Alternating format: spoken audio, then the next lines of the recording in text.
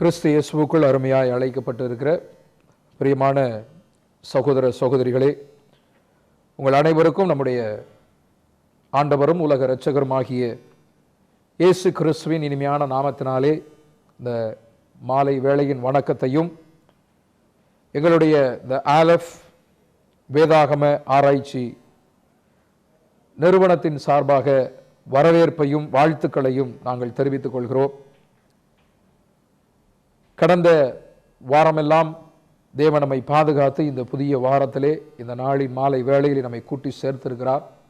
அதற்காக நாம் தேவனுக்கு நாம் நன்றிகளையும் ஸ்தோத்திரங்களையும் நாம் ஏறெடுத்திருக்கிறோம். கடந்த 6 வாரங்களாக தேவனுடைய பெரிதான கிருபையினாலே நாம் பல காரியங்களை கற்றுக்கொள்ளவும், இந்த 7வது வாரத்திலே நாம் தேவனுடைய ஒரு மிகப்பெரிய ரகசியத்தை, சத்தியத்தை நாம் அறிந்து கொள்ளும்படியாகவும் நாம் இந்த இடத்திலே கூடி வந்திருக்கிறோம். இன்றைய பாடம் ஏற்கனவே சகோதரர் சொன்னது போல ஆத்மா என்கிறதான ஒரு பாடம், த சோல் என்று ஆங்கிலத்தில் சொல்லுவார்களே, அந்த பாடத்தை நாம் தேவனுடைய பெரிதான கிருபையினாலே நாம் தியானிக்க இருக்கிறோம். இந்த பாடம் நாம் ஏற்கனவே ஒரு 3 நாள் கூட்டத்திலே 3வது நாளிலே நாம் பேசின ஒரு பாடத்தினுடைய தொடர்ச்சியாக இருக்கிறது. அன்று வந்தவர்கள் யாராவது இருக்கீங்களா? நிறைய பேர் வந்திருக்கீங்க. அந்த 3வது நாளிலே நாம் என்ன பாடம் பார்த்தோம்? வராதவர்களுக்காக ஒரு சின்ன ரீகேப் என்று சொல்வார்களே, என்ன பாடம் பார்த்தோம்னா, தலைப்பு ஞாபகம் இருக்கா? மரித்தோர் எங்கே என்பதான ஒரு பாடம். Where are the dead. மரித்தவர்கள் எல்லாம் எங்கே இருக்கிறார்கள் என்கிறதான ஒரு பாடத்தை நம்ம பார்த்தோம். அந்த மொத்த பாடத்தினுடைய சுருக்கம் என்ன என்று பார்த்தோம் என்று சொன்னால், மரித்தவர்கள் எல்லோரும் என்ன நிலையில் இருக்கிறார்கள் என்று பார்த்தால் என்ன ஞாபகம் வருது? எல்லோரும் நித்திரையா இருக்கிறார்கள். ஒரு ஆழ்ந்த நித்திரை, ஒரு அயர்ந்த நித்திரை என்றுதான் வேதம் சொல்லுகிறது. அதிலும் புதிய ஏற்பாட்டில் நம்முடைய ஆண்டவராகிய இயேசு கிறிஸ்து மரித்தவர்களை பற்றி சொல்லும் போதெல்லாம் ஆழ்ந்த நித்திரையில் இருக்கிறார், நித்திரையில் இருக்கிறாள் என்று சொல்வதாக நாம் வாசித்திருக்கிறோம் என்று நாம் பார்த்தோம். அப்ப ஆழ்ந்த நித்திரையாக இயேசு கிறிஸ்து மரணத்தை அறிமுகப்படுத்துகிறார். ஒரு குழந்தை தூங்கி எழுவது போல நித்திரையானவர்கள் இயேசு கிறிஸ்துனுடைய 2ஆம் வருகையின் போது எல்லோரும் எழுந்து வருவார்கள் என்பதுதான் புதிய ஏற்பாட்டின் மூலமாக நமக்கு ஆண்டவராக இயேசு கிறிஸ்து கொடுக்கிற ஒரு விசுவாசம், ஒரு நம்பிக்கை. இப்படியாக மரித்த பின்பாக நாம் பார்க்கிறோம், மரணம் என்பது ஒரு ஆழ்ந்த நித்திரை. அந்த மரணத்திலே சரீரமானது மண்ணுக்குள்ளாக அடக்கம் பண்ணப்படுகிறது. ஏனென்று சொன்னால், மண்ணாய் இருக்கிறாய், நீ மண்ணுக்கே திரும்புவாய் என்று நாம் ஆதியாகம புத்தகம் 3வது அதிகாரம் 19வது வசனத்திலே வாசித்திருக்கிறோம். இதே காரியத்தை கூட சங்கீதம் 146:4 வாசிக்கிறோம். மண்ணா இருக்கிறபடியால் சரீரம் மண்ணுக்கு திரும்புகிறது. சரி, ஆவி எங்கே போகிறதாக நாம் அன்று பார்த்தோம். ஆவி தான் தந்த தேவனிடம் செல்கிறது. பிரசங்கி 12:7 அன்று வராதவர்களுக்காக இதை நம்ம பார்த்து கொண்டிருக்கிறோம். பிரசங்கி 12:7 வேதம் இப்படியாக சொல்லுகிறது, ஆவி தன் தந்த தேவனிடம் திரும்புகிறது. மரிக்கும் போது சரீரம் மண்ணோடு மண்ணாகிறது, ஆவி தேவனிடம் போகிறது. இன்னும் ஒன்று இருக்கு, நம்ம சொல்லிக்கிட்டு இருக்கோம். என்னது அது? ஆத்மா. அந்த ஆத்மாவுடைய நிலை என்ன? சரீரம் மண்ணாகிறது, ஆவி தேவனிடம் செல்கிறது. ஆத்மாவுடைய நிலைமை என்ன? அது எங்கே போகிறது? நீதியான ஆத்மா பரலோகம் போகிறதா? அநீதியான ஆத்மா நரகம் போகிறதா? அல்லது எங்குமே சொல்லப்படாத உத்தரிக்கிற ஸ்தலம் என்று சொல்லுகிறார்களே, அந்த இடத்துக்கு செல்லுகிறதா என்பதை குறித்தெல்லாம் நாம் இன்றைய நாளிலே பரிசுத்த வேதாகமத்தின் அடிப்படையிலே நாம் பார்க்க இருக்கிறோம். பார்ப்போமா? சரி, அப்ப நம்ம பார்த்தோம், இந்த சரீரம் என்பது மண்ணினாலே உருவாக்கப்பட்டது இல்லைங்களா? நாம் பெற்றுக்கொண்டிருக்கிற இந்த சரீரம் மண்ணினாலே உருவாக்கப்பட்டது. ஆகையால் இந்த சரீரம் எங்கு செல்ல வேண்டும்? மண்ணுக்கு தான் செல்ல வேண்டும். அதை குறித்து நம்ம சங்கீதம் 146:4வது வசனத்திலே வாசிக்கிறோம். அவனுடைய ஆவி பிரியும், அவன் தன் மண்ணுக்கு திரும்புவான், அந்நாளிலே அவன் யோசனைகள் அழிந்து போம். அவனுடைய ஆவி பிரியும், அவன் தன் மண்ணுக்கு திரும்புவான் என்று வேதம் சொல்லுகிறது. அதே காரியத்தை ஆதியாகமத்தின் புத்தகத்திலே நாம் வாசிக்கிறோம். 3வது அதிகாரம் 19வது வசனம். நீ பூமியிலிருந்து எடுக்கப்பட்டபடியால் நீ பூமிக்கு திரும்பும் மட்டும் உன் முகத்தின் வேர்வையால் ஆகாரம் புசிப்பாய். நீ மண்ணாய் இருக்கிறாய், மண்ணுக்கு திரும்புவாய் என்றார். மண்ணாய் இருக்கிறாய். அப்ப சரீரம் மண்ணாக இருக்கிறது. சரீரம் மண்ணாக இருக்கிறபடியினாலே அந்த சரீரம் மண்ணுக்குத்தான் திரும்பும் என்று வேதம் சொல்லுகிறது. அப்ப சரீரம் என்பது மண்ணுக்கு திரும்புகிறது என்பதை நம்ம பார்த்துட்டோம். அதற்கு பின்பதாக பார்த்தோம்னு சொன்னா ஆவி என்று ஒன்று உண்டு இல்லைங்களா? ஆவி அப்படின்னு சொல்லி சொல்றோம். அப்ப இந்த ஆவி எங்கே செல்கிறது என்பதாக நாம் அன்றைய நாளிலே பார்த்தோம். பிரசங்கி 12வது அதிகாரம் 7வது வசனம். ஆவி தன்னை தந்த தேவனிடத்திற்கு அது திரும்புகிறது என்று சொல்லி நம்ம பார்த்தோம் இல்லைங்களா? அப்ப சரீரம் மண்ணாக இருக்கிறது, அது மண்ணுக்கு திரும்புகிறது. ஆவி தந்த தேவனிடம் செல்லுகிறது என்பதாக நம்ம பார்த்து முடித்தோம். அடுத்ததாக ஒன்று நாம் சொல்லிக் கொண்டு இருக்கிறோம். அது என்னது? ஆத்துமா. இப்போ ஆவி, ஆத்துமா, சரீரம் என்று 3 நிலைப்பாடுகளாய் நாம் சொல்லிக் கொண்டு இருக்கிறோம், நம்பிக்கொண்டு இருக்கிறோம். அதில் சரீரத்தினுடைய நிலை நமக்கு நன்றாக தெரிந்து விட்டது. ஒரு நித்திரை, ஆழ்ந்த நித்திரை, அயர்ந்த தூக்கத்திலே இருக்கிறோம். அந்த சரீரம் இயேசு கிறிஸ்துவினுடைய 2ஆம் வருகையில் மீண்டும் எழப்போகிறது என்பதுதான் நம்ம பார்த்த காரியம். அதற்கு பின்பதாக ஆவி என்ற ஒன்று காரியம்.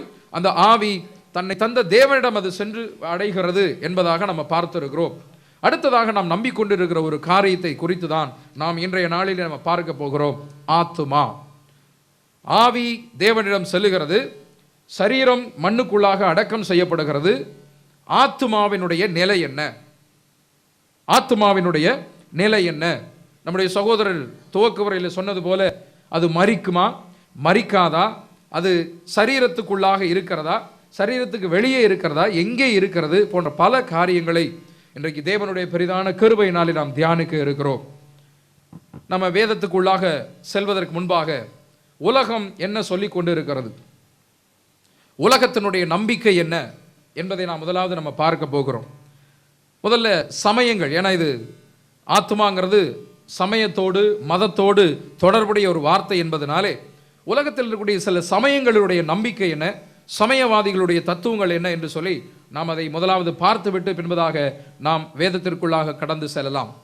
முதலாவது சமயங்களுடைய மொத்த நம்பிக்கை என்ன? ஆத்துமா என்பது கண்ணுக்கு தெரியாதது இல்லைங்களா? ஆத்துமாங்கிறது கண்ணுக்கு தெரியாது, யாருமே பார்க்க முடியாது. இரண்டாவது, அந்த ஆத்துமா என்பது மனிதனுக்குள் இருப்பதாக சொல்லுகிறது இல்லையா?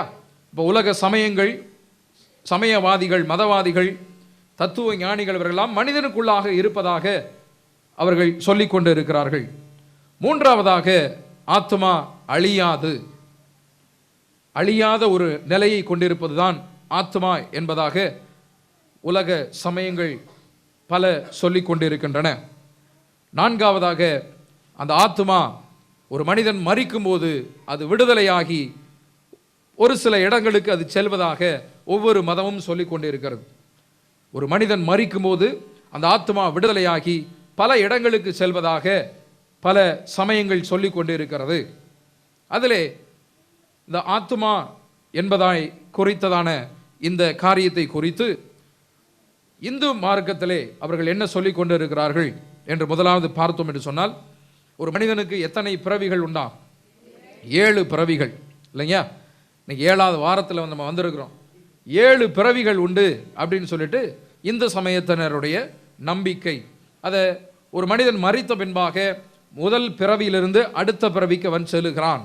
அதை மறு பிறவி என்று அவர்கள் சொல்லுகிறார்கள், அல்லது புனர் ஜென்மம் என்று அவர்கள் அந்த வார்த்தையை பயன்படுத்துகிறார்கள். புனர் ஜென்மம். இப்படியாக அவன் 7 பிறவிகளை அவன் எடுக்கிறான். இறுதியிலே அந்த ஆத்துமா, மனிதனாக இருந்த அந்த ஆத்துமா யாரோடு இணைந்து விடுகிறது என்று பார்த்தோம் என்று சொன்னால், அது பரமாத்மாவோடு அது இணைந்து விடுகிறது. இறுதியிலே அது பரமாத்மாவோடு அது இணைந்து விடுகிறதாக இந்து சமயத்தினர் நம்பிக்கொண்டே இருக்கிறார்கள். இஸ்லாம் என்ன சொல்லுகிறது? இஸ்லாத்தினுடைய நம்பிக்கை என்ன என்று பார்த்தோம் என்று சொன்னால், ஒரு மனிதன் மரித்த பின்பாக அவனுடைய ஆத்துமா அவனுடைய சரீரத்திலிருந்து விடுதலையாகிறது. அது ஒரு பெரிய தோட்டத்திற்கு சென்று இளைப்பாறுகிறது என்று அவர்கள் சொல்லுகிறார்கள்.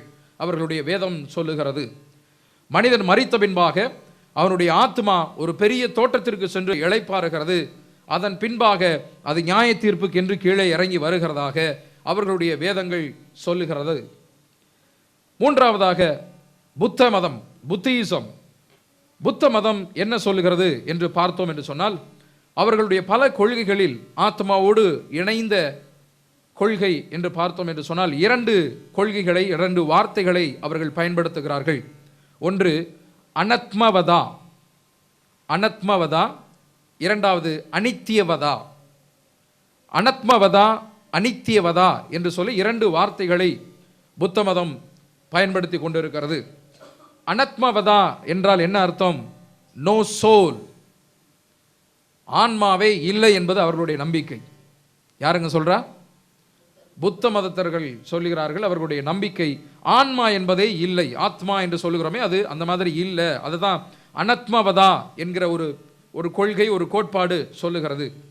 அனித்தியவதா என்பது நோ இட்டர்னிட்டி, அதாவது நித்திய ஜீவனே கிடையாது என்பதாக அவர்கள் சொல்லிக் கொண்டு இருக்கிறார்கள். இது புத்த மதத்தினுடைய நம்பிக்கை. ஜைன மதம், ஜைனிசம், ஜைன மதம் என்ன சொல்லுகிறது என்று பார்த்தோம் என்று சொன்னால், every living being has a soul. ஒவ்வொரு மனிதனுக்குள்ளாக, ஒவ்வொரு உயிரினங்களுக்குள்ளாக ஒரு ஆன்மா இருக்கிறது என்று ஜைன மதம் சொல்லுகிறது, நம்புகிறது. ஒவ்வொரு உயிரினங்களுக்குள்ளாக ஒரு ஆன்மா இருக்கிறது என்பது அவர்களுடைய நம்பிக்கை. அந்த ஆத்மா இந்த உலகத்தில் இருக்கிற வரை அது கரைபடுகிறதாம். அதற்கு பின்பதாக அது கரை எல்லாம் தீர்ந்த பின்பாக, கரை திரை இல்லாத ஒரு நிலைக்கு வந்த பின்பதாக அது இறைவனை அடைகிறது என்பதாக ஜெயின மதத்தவர்கள் நம்பிக்கொண்டு இருக்கிறார்கள். அடுத்ததாக சீனா தேசத்திலே இருக்கக்கூடிய ஒரு சில மதங்கள் தாவோயிசம் என்கிற ஒரு கொள்கை சொல்லுகிறது. தாவோயிசம் என்கிற ஒரு கொள்கை சொல்லுகிறது, every person has two souls. ஒவ்வொரு மனிதனுக்குள்ளும் இரண்டு ஆன்மாக்கள் உள்ளன என்பது அவர்களுடைய நம்பிக்கை. தாவோயிசம் என்கிற ஒரு கொள்கை, கோட்பாடு இப்படியாக சொல்லுகிறது, ஒரு மனிதனுக்கு இரண்டு ஆத்மாக்கள். இதாவது பரவாயில்ல. இன்னொன்று ஷமானிசம் என்கிற ஒரு கொள்கை சொல்லுகிறது.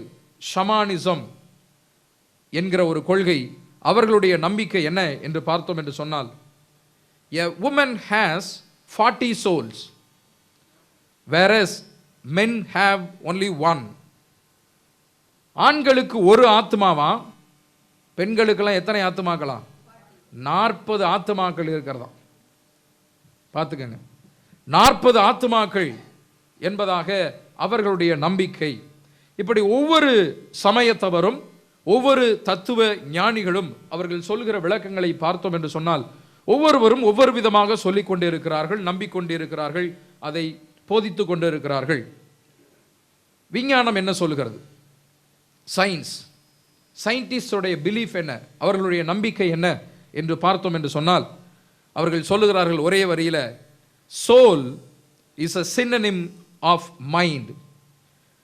நீங்கள் மைண்ட், மனது என்று சொல்வதை தான் கவிதை நடையிலே அல்லது அதை போல சொல்லப்படுகிற ஒரு வார்த்தை தான் ஆன்மா அல்லது ஆத்மா. Soul is a synonym of mind என்பதுதான் ஒட்டுமொத்த விஞ்ஞான உலகத்தினுடைய கருத்தாக இருக்கிறது. ஆன்மா என்பது எதுவும் அல்ல, உங்களுடைய மைண்ட், உங்களுடைய மனநிலை, உங்களுடைய மனது சொல்கிறோம் இல்லைங்களா? ஸோ அதை தான் ஆன்மா என்று சொல்லி இந்த உலகம் அல்லது சமயம் சொல்லி கொண்டு இருக்கிறது என்பதாக விஞ்ஞானிகள் சொல்லிக் கொண்டிருக்கிறார்கள், அறிவியலும் அப்படி சொல்லுகிறது. சரி, நம்முடைய நம்பிக்கை என்ன? அங்கே சுற்றி இங்கே சுற்றி கடைசியில் நம்ம இடத்துக்கு வந்துதான் ஆகணும். கிறிஸ்தவர்களுடைய நம்பிக்கை அப்படின்னா எந்த சபையை சொல்றது? 1 2னா சீக்கிரம் முடிச்சிடலாம். ஒட்டுமொத்தமான நம்பிக்கை இல்லைங்களா? ஒட்டுமொத்தமான நம்பிக்கை என்ன என்று பார்த்தோம் என்று சொன்னால், பெரும்பாலோர் இந்த ஆன்மா என்பது ஒன்று உண்டு என்று சொல்லி அவர்கள் நம்புகிறார்கள். அந்த ஆன்மா என்பது மரித்த பின்பாக, ஒரு மனிதன் மரித்த பின்பாக அந்த ஆன்மா அது நீதிமானுக்கு சொந்தமானதாக இருந்தது என்று சொன்னால், அது நேரடியாக எங்கே செல்கிறது? அது நீதிமானாக இருந்தது என்று சொன்னால், நீதிமானுக்கு சொந்தமான ஒரு ஆத்மாவாக அது இருந்தது என்று சொன்னால், நேராக அது ஆபிரகாமுடைய மடிக்கு சென்று விடுகிறது இல்லைங்களா? அது பரலோகம், அல்லது பரதீசு, என்ன வேணாலும் சொல்லிக்கலாம். அடுத்ததாக அநீதிமானுக்கு சொந்தமான ஆத்மாவாக அது இருந்தது என்று சொன்னால் அது எங்கே செல்கிறதாம்? நரகத்துக்கு சென்று விடுகிறது என்று சொல்லி நாமே அவங்கள பிடிச்சி தள்ளி விட்டுறோம். அது போயிருது அப்படின்னு சொல்லிட்டு, போக மாட்டேன்னு சொன்னாலும் நீ அங்கே தான் போகணும்னு சொல்லிட்டு நம்ம நம்பிக்கொண்டு இருக்கோம், சொல்லி கொண்டு இருக்கிறோம், போயிர். இது பெரும்பாலருடைய கருத்து. ரோமன் கத்தோலிக்க திருச்சபை ஆரம்ப காலகட்டத்தில் இதை தான் அவர்கள் நம்பிக்கொண்டு இருந்தார்கள், ஏற்றுக்கொண்டிருந்தார்கள். ஆனால் 15ஆம் நூற்றாண்டிலே திருச்சபையிலே ஒரு பெரிய மாற்றத்தை கொண்டு வந்தவர் மார்ட்டின் லூதர் அவர்கள். அவர்கள் ஒரு பெரிய ஒரு வித்தியாசத்தை அவர்கள் இந்த திருச்சபைக்கு காட்டுகிறார். மார்டாலிட்டி ஆஃப் சோல், ஆத்மா என்பது அழியும் என்று உலகத்திற்கு அவர் புதிய ஒரு கருத்தை வெளிப்படையாக தைரியமாக அவர் சொல்ல ஆரம்பிக்கிறார். அந்த காலகட்டத்தில் இருந்த போப், பிஷப்ஸ் மற்றவர்களுடைய எதிர்ப்புகளை எல்லாம் தாண்டி அவர் சொல்லுகிறார், mortality of the soul, soul என்பது, ஆத்மா என்பது அது அழிவுக்கு நேராக செல்லக்கூடிய ஒரு விஷயம் என்பதாக அவர் சொல்லுகிறார். அதை பின்பற்றிய ஜனங்கள் இன்று வரையும் அழிவுக்கு நேராக தான் அது சென்று கொண்டிருக்கிறது என்பதாக நம்பிக்கொண்டு இருக்கிறார்கள். இப்படி ஒவ்வொருவரும் ஒவ்வொரு விதமாக சொல்லிக் கொண்டிருக்கிறார்கள். மொத்தத்தில் பார்த்தோம் என்று சொன்னால் பெரும்பாலோர் என்ன சொல்கிறார்கள் என்றால் அது ஆத்மாங்கிறது அழியாது, இல்லைங்களா? ஆத்மா என்பது அழியாது என்று சொல்லுகிறார்கள். சிறுபாலோர், சிறுபான்மை கூட்டம் ஒரு கூட்டம் இருக்கிறது, அது அழியும் என்று நம்பிக்கொண்டு இருக்கிறார்கள். நாம் எந்த பக்கம் சேர போறோம்? பெரும்பான்மையினர் பக்கமா அல்லது சிறுபான்மையினர் பக்கமா?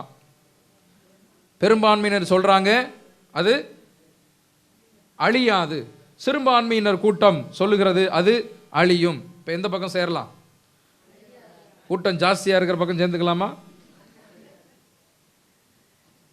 யார் பக்கமும் சேர வேணாம், தேவனுடைய பக்கம் நம்ம சேர போறோம், இல்லைங்களா?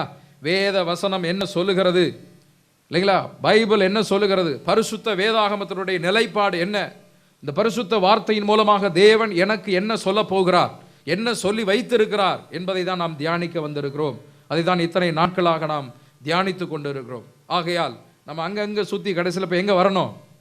வேதத்துக்கு வரணும். பரிசுத்த வேதாகமம் என்ன சொல்லுகிறது, ஆத்மா அழியுமா அழியாதா, அது எங்க இருக்கிறது என்பதை குறித்து நாம் இன்றைக்கு பார்க்க போகிறோம். சரி, ஒரு சில கேள்விகள் கேட்டோம்னாலே அந்த ஆத்மாங்கிறது என்ன என்பது நமக்கு நல்லா தெளிவாக புரிஞ்சிடும். இப்போ ஒரு சில கேள்விகளில் முதலாவது கேள்வி நம்ம சகோதரர் கேட்டது போல, ஆத்மா சாகுமா சாகாதா? எழுதிங்க. முதல் கேள்வி, ஆத்மா சாகுமா சாகாதா, மரிக்குமா மரிக்காதா? சிஸ்டர் ரொம்ப தெளிவாக சொல்லிட்டாங்க, ஆத்மா சாகாது, இல்லைங்களா? வசனத்தை பாருங்க, எசேக்கியேல் தீர்க்கதரிசியின் புத்தகம் 18வது அதிகாரம் 4வது வசனம். இதோ எல்லா ஆத்துமாக்களும் என்னுடையவைகள், தகப்பனின் ஆத்துமா எப்படியோ அப்படியே மகனின் ஆத்துமாவும் என்னுடையது, பாவம் செய்கிற ஆத்துமாவே சாகும். பாவம் செய்கிற ஆத்துமா சாகும். சாகும்னா இருக்குது, எல்லாரும் பைபிளையும் பாருங்க, அவங்க சிஸ்டர் வேற பைபிள் வச்சிருக்காங்க நினைக்கிறேன். பாவம் செய்கிற ஆத்மா சாகும் தான் இருக்குது. இன்னொரு வசனம், ஜோடி இல்லாமல் இருக்காதுன்னு சொல்லி பார்த்தோம், இல்லைங்களா? அப்ப இன்னொரு வசனத்தை நம்ம பார்ப்போம், அதுல மாதிரி இருக்கும். 18:20 பாருங்க, பாவம் செய்கிற ஆத்துமா சாகும். போச்சுரா, அதுலயும் அதுதான் சொல்லியிருக்காங்க, பாவம் செய்கிற ஆத்துமா சாகும். பாவம் செய்கிற ஆத்துமா சாகும் என்று வேதவசனம் சொல்லி இருக்கிறது. முதலாவது, அப்ப சாகுமா சாகாதாங்கிற கேள்விக்கு முதல் கேள்விக்கான பதில் சாகும். பாவம் செய்கிற ஆத்துமா சாகும் அப்படின்னு நம்ம நம்பிடுறோம், முடிச்சிடலாமா? அங்க ஒரு கேள்வி வரும், பாவம் செய்கிற ஆத்மா தானே சாகும், நான் பரிசுத்தவான் இல்லைங்களா, இல்லைங்களா? அப்ப என்னுடைய ஆத்மா சாகாது அப்படின்னு கேள்வி வந்துச்சுன்னா அதுக்கும் பதில் வருது பாருங்க. ரோமருக்கு எழுதிய நிருபம் 3வது அதிகாரம் 10வது வசனம், நீதிமான் ஒருவனாகிலும் இல்லை. இப்ப யாராவது நீதிமான்கள் இருக்கீங்களா? என்னுடைய ஆத்மா சாகாது அப்படின்னு சொல்லுகிற நீதிமான்கள், நீதிமான் ஒருவனாகிலும் இல்லை. இன்னொரு வசனம் பழைய ஏற்பாட்டில் 2 நாளாகமம் 6வது அதிகாரம் 36வது வசனம், பாவம் செய்யாத மனுஷன் இல்லையே, ஆகையால் அவர்கள் உமக்கு விரோதமாய் பாவம் செய்து. பாவம் செய்யாத மனுஷன் இல்லையே, இல்லையே, பாவம் செய்யாத மனுஷன் ஒருவனும் இல்லையே என்று வேதம் சொல்லி இருக்கும்போது எல்லோருமே பாவிகளாக இருக்கிறோம். எல்லோருமே பாவம் செய்கிறவர்களாக இருக்கிறோம் என்று பார்த்தோம் என்று சொன்னால், பாவம் செய்கிற ஆத்துமா சாகும். பாவம் செய்கிற ஆத்துமா சாகும். இன்னும் இடிக்குது, இன்னும் தெளிவாகலையே. இயேசு கிறிஸ்து சொன்னா ஏத்துக்குவீங்களா? சொல்லுங்க. இயேசு கிறிஸ்து சொன்னா ஏத்துக்கலாம் இல்லையா? சுப்ரீம் கோர்ட் அதுதான் இந்தியாவுக்கு. அப்ப கிறிஸ்தவர்கள் சுப்ரீம் கோர்ட். பாருங்க இயேசு கிறிஸ்து என்ன சொல்றாரு பாருங்க, அதை நாம பார்க்க போகிறோம். மத்தேயு சுவிசேஷம் 26வது அதிகாரம் 38வது வசனம். அப்பொழுது அவர், என் ஆத்துமா மரணத்துக்கு ஏதுவான துக்கம் கொண்டிருக்கிறது. இயேசு கிறிஸ்துனுடைய ஆத்துமா மரணத்துக்கு ஏதுவான துக்கம் கொண்டிருக்கிறது என்றால் என்ன அர்த்தம்? அவருடைய ஆத்மாவும் மரணத்துக்கு நேராக சென்று கொண்டிருக்கிறது என்ற அர்த்தம். புரியுதுங்களா? ஸ்கிரீன் நல்லா பெருசா போட்டு காமிக்கிறார் பிரதர். அவருடைய ஆத்மாவும் மரணத்திற்கு நேராக சென்று கொண்டிருக்கிறது. இயேசு கிறிஸ்து கெத்செமனே தோட்டத்திலே தன்னுடைய சிலுவையை அவர் தூக்குவதற்கு முன்பாக அவர் அங்கே சொன்ன வசனம், என் ஆத்துமா மரணத்திற்கு ஏதுவான துக்கம் கொண்டிருக்கிறது. மரணத்துக்கு ஏதுவான துக்கம் என்று சொன்னால் மரிப்பதற்கு ஏதுவான, என்னுடைய ஆத்மாவும் மரிக்க போகிறது, அந்த மரணத்திற்கு ஏதுவான துக்கத்தை கொண்டிருக்கிறது என்பதாக அவர் அங்கு சொல்லுகிறார். இதே போல இன்னொரு வசனத்தை ஏசாயா தீர்க்கதரிசி சொல்லுகிறார் பாருங்க. 53வது அதிகாரம் 12வது வசனம். அவர் தம்முடைய ஆத்துமாவை மரணத்தில் ஊற்றி அக்கிரமக்காரில் ஒருவராக எண்ணப்பட்டு, அவர் தம்முடைய ஆத்துமாவை மரணத்திற்கு ஊற்றி, அவர் என்பது இயேசு கிறிஸ்து தம்முடைய ஆத்துமாவை மரணத்தில் ஊற்றினார். இயேசு கிறிஸ்துனுடைய ஆத்துமாவும் மரணத்திற்கு நேராக சென்றது, மரித்தது. ஏனென்று சொன்னால் பாவம் செய்கிற ஆத்மா சாகும், நீதிமான் ஒருவனாகிலும் இல்லை என்று நம்ம வாசித்தோம். இயேசு கிறிஸ்துவும் நமக்காக பாவமானார் என்பது சத்தியமானால் அவருடைய ஆத்மாவும் மரித்தது. இயேசு கிறிஸ்துனுடைய ஆன்மாவும் மரித்தது. நமக்காக பாவமானார், நமக்காக பாவியானார், நம்முடைய சாபங்களை எல்லாம் அவர் ஏற்றுக்கொண்டார் என்று சொன்னால் அவருடைய ஆத்மாவும் மரித்தது. சங்கீதம் 22:29. பூமியின் செல்வவான்கள் யாவரும் புசித்து பணிந்து கொள்வார்கள், புழுதியில் இறங்குகிறவர்கள் யாவரும் அவருக்கு முன்பாக வணங்குவார்கள். ஒருவனும் தன் ஆத்துமா அழியாதபடி அதை காக்கக்கூடாதே. ஒருவனும் தன் ஆத்துமா அழியாதபடி காக்க முடியாது. அவ்வளவுதான். யாருமே தன்னுடைய ஆத்துமா அழியாதபடி காக்க முடியாது. இயேசு கிறிஸ்துவாக இருந்தாலும், ஏனென்று சொன்னால் அவர் நமக்காக பாவமானார், பாவியானார் என்று பார்த்தோம் என்று சொன்னால், இயேசு கிறிஸ்துனுடைய ஆன்மா உட்பட எல்லோருடைய ஆத்மாவும் மரணத்திற்கு நேராக செல்லுகிறது. ஒருவனும் தன் ஆத்மா அழியாதபடி அதை காக்க முடியாது என்று வேதம் சொல்லுகிறது.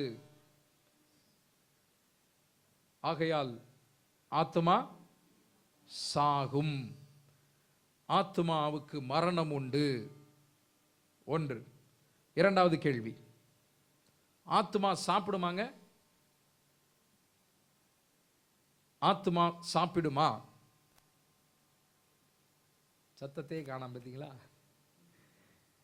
வாசிங்க. யாத்திராகமம் 12வது அதிகாரம் 4வது வசனம்.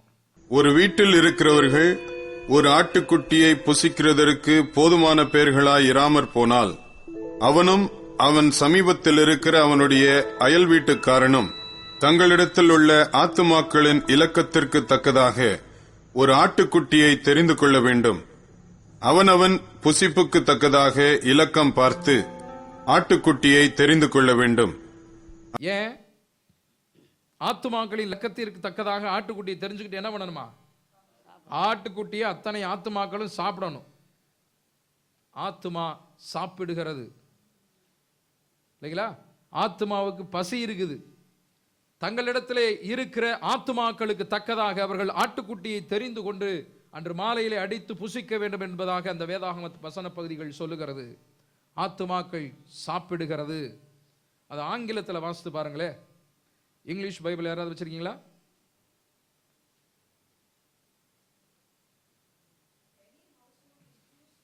ம் ம்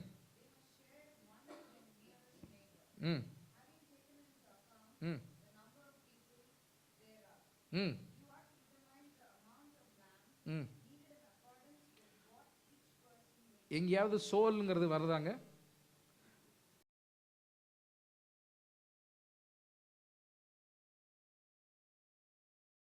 பர்சன்ஸ் என்று சொல்லப்பட்டு இருக்கிறது.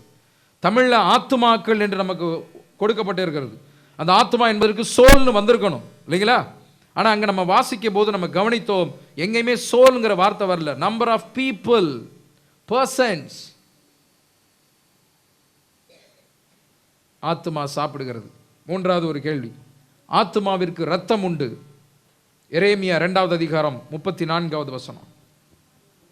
உன் வஸ்திர ஓரங்களிலும் குற்றமில்லாத ஏழை ஆத்துமாக்களின் ரத்தம் காணப்படுகிறது. அதை தோண்டி தேடுகிறதினால் அல்ல, அது எல்லாவற்றின் மேலும் வெளியாக குற்றமில்லாத ஏழை ஆத்துமாக்களின் ரத்தம் காணப்படுகிறதே. பாருங்க, ஏழை ஆத்துமாக்களின் ரத்தம். இப்ப ஆத்துமாவுக்கு ரத்தம் இருக்குதா? இங்கிலீஷ்ல பாருங்க, The book of Jeremiah chapter 2 verse 34. Brother திருவிலியம் எடுத்து வாசிங்க. எரேமியாவின் புத்தகம் 2வது அதிகாரம் 34வது வசனம்.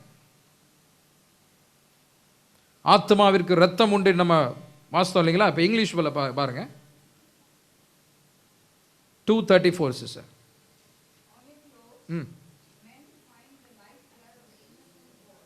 இன்னசென்ட், அவ்வளவுதான். அங்க சோல்ங்கிற வார்த்தையே இல்லை. இன்னோசென்ட் புவர், ஏழை ஜனங்கள், அவ்வளவுதான் இல்லைங்களா? ஆத்துமாக்கள் அங்க இல்லை. திருவிலியம்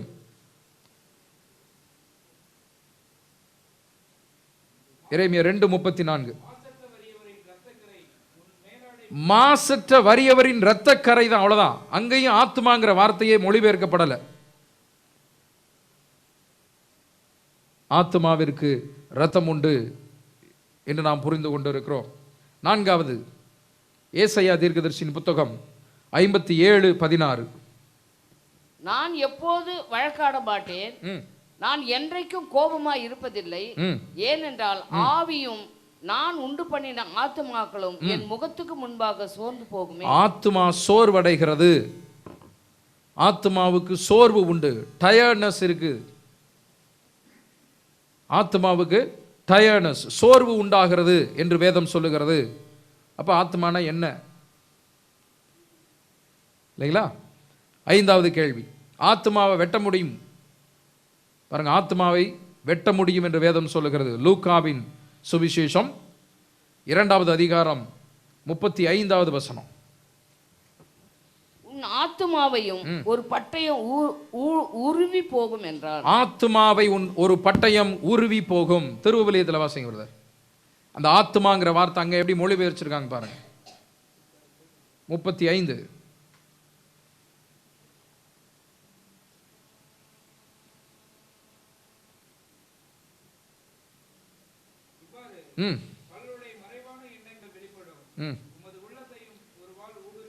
ஆத்மா என்பதற்கு அங்கே மொழிபெயர்ப்பு எப்படி வந்திருக்குது? உள்ளம் என்று வந்திருக்கிறது. கடைசியாக 6வது கேள்வி, ஆத்மாவிற்கு அறிவு இருக்குதா அப்படின்னா இருக்கிறது அப்படின்னு வேதம் சொல்லுது பாருங்க. நீதிமொழிகளின் புத்தகம் 19வது அதிகாரம் 2வது வசனம். ஆத்மா அறிவில்லாமல் இருப்பது நல்லதல்ல. பார்த்தீங்களா? அப்ப ஆத்மா அறிவில்லாமல் இருப்பது நல்லதல்னா ஆத்மாவுக்கு அறிவு இருக்குது, அறிவு வேணுங்கிறதா நல்லது என்று வேதம் சொல்லுகிறது. அப்ப ஆத்மாவுக்கு அறிவு உண்டு. சொல்லுங்க, 6 கேள்வி நம்ம பார்த்துட்டோம். இந்த 6 கேள்வி, அதற்கான பதில்கள், சில மொழிபெயர்ப்புகள், அதெல்லாம் வச்சு நம்ம பார்த்தபோது ஆத்மாங்கிறது என்ன என்று ஏதாவது அவுட்லைன் கொடுக்க முடியுதா?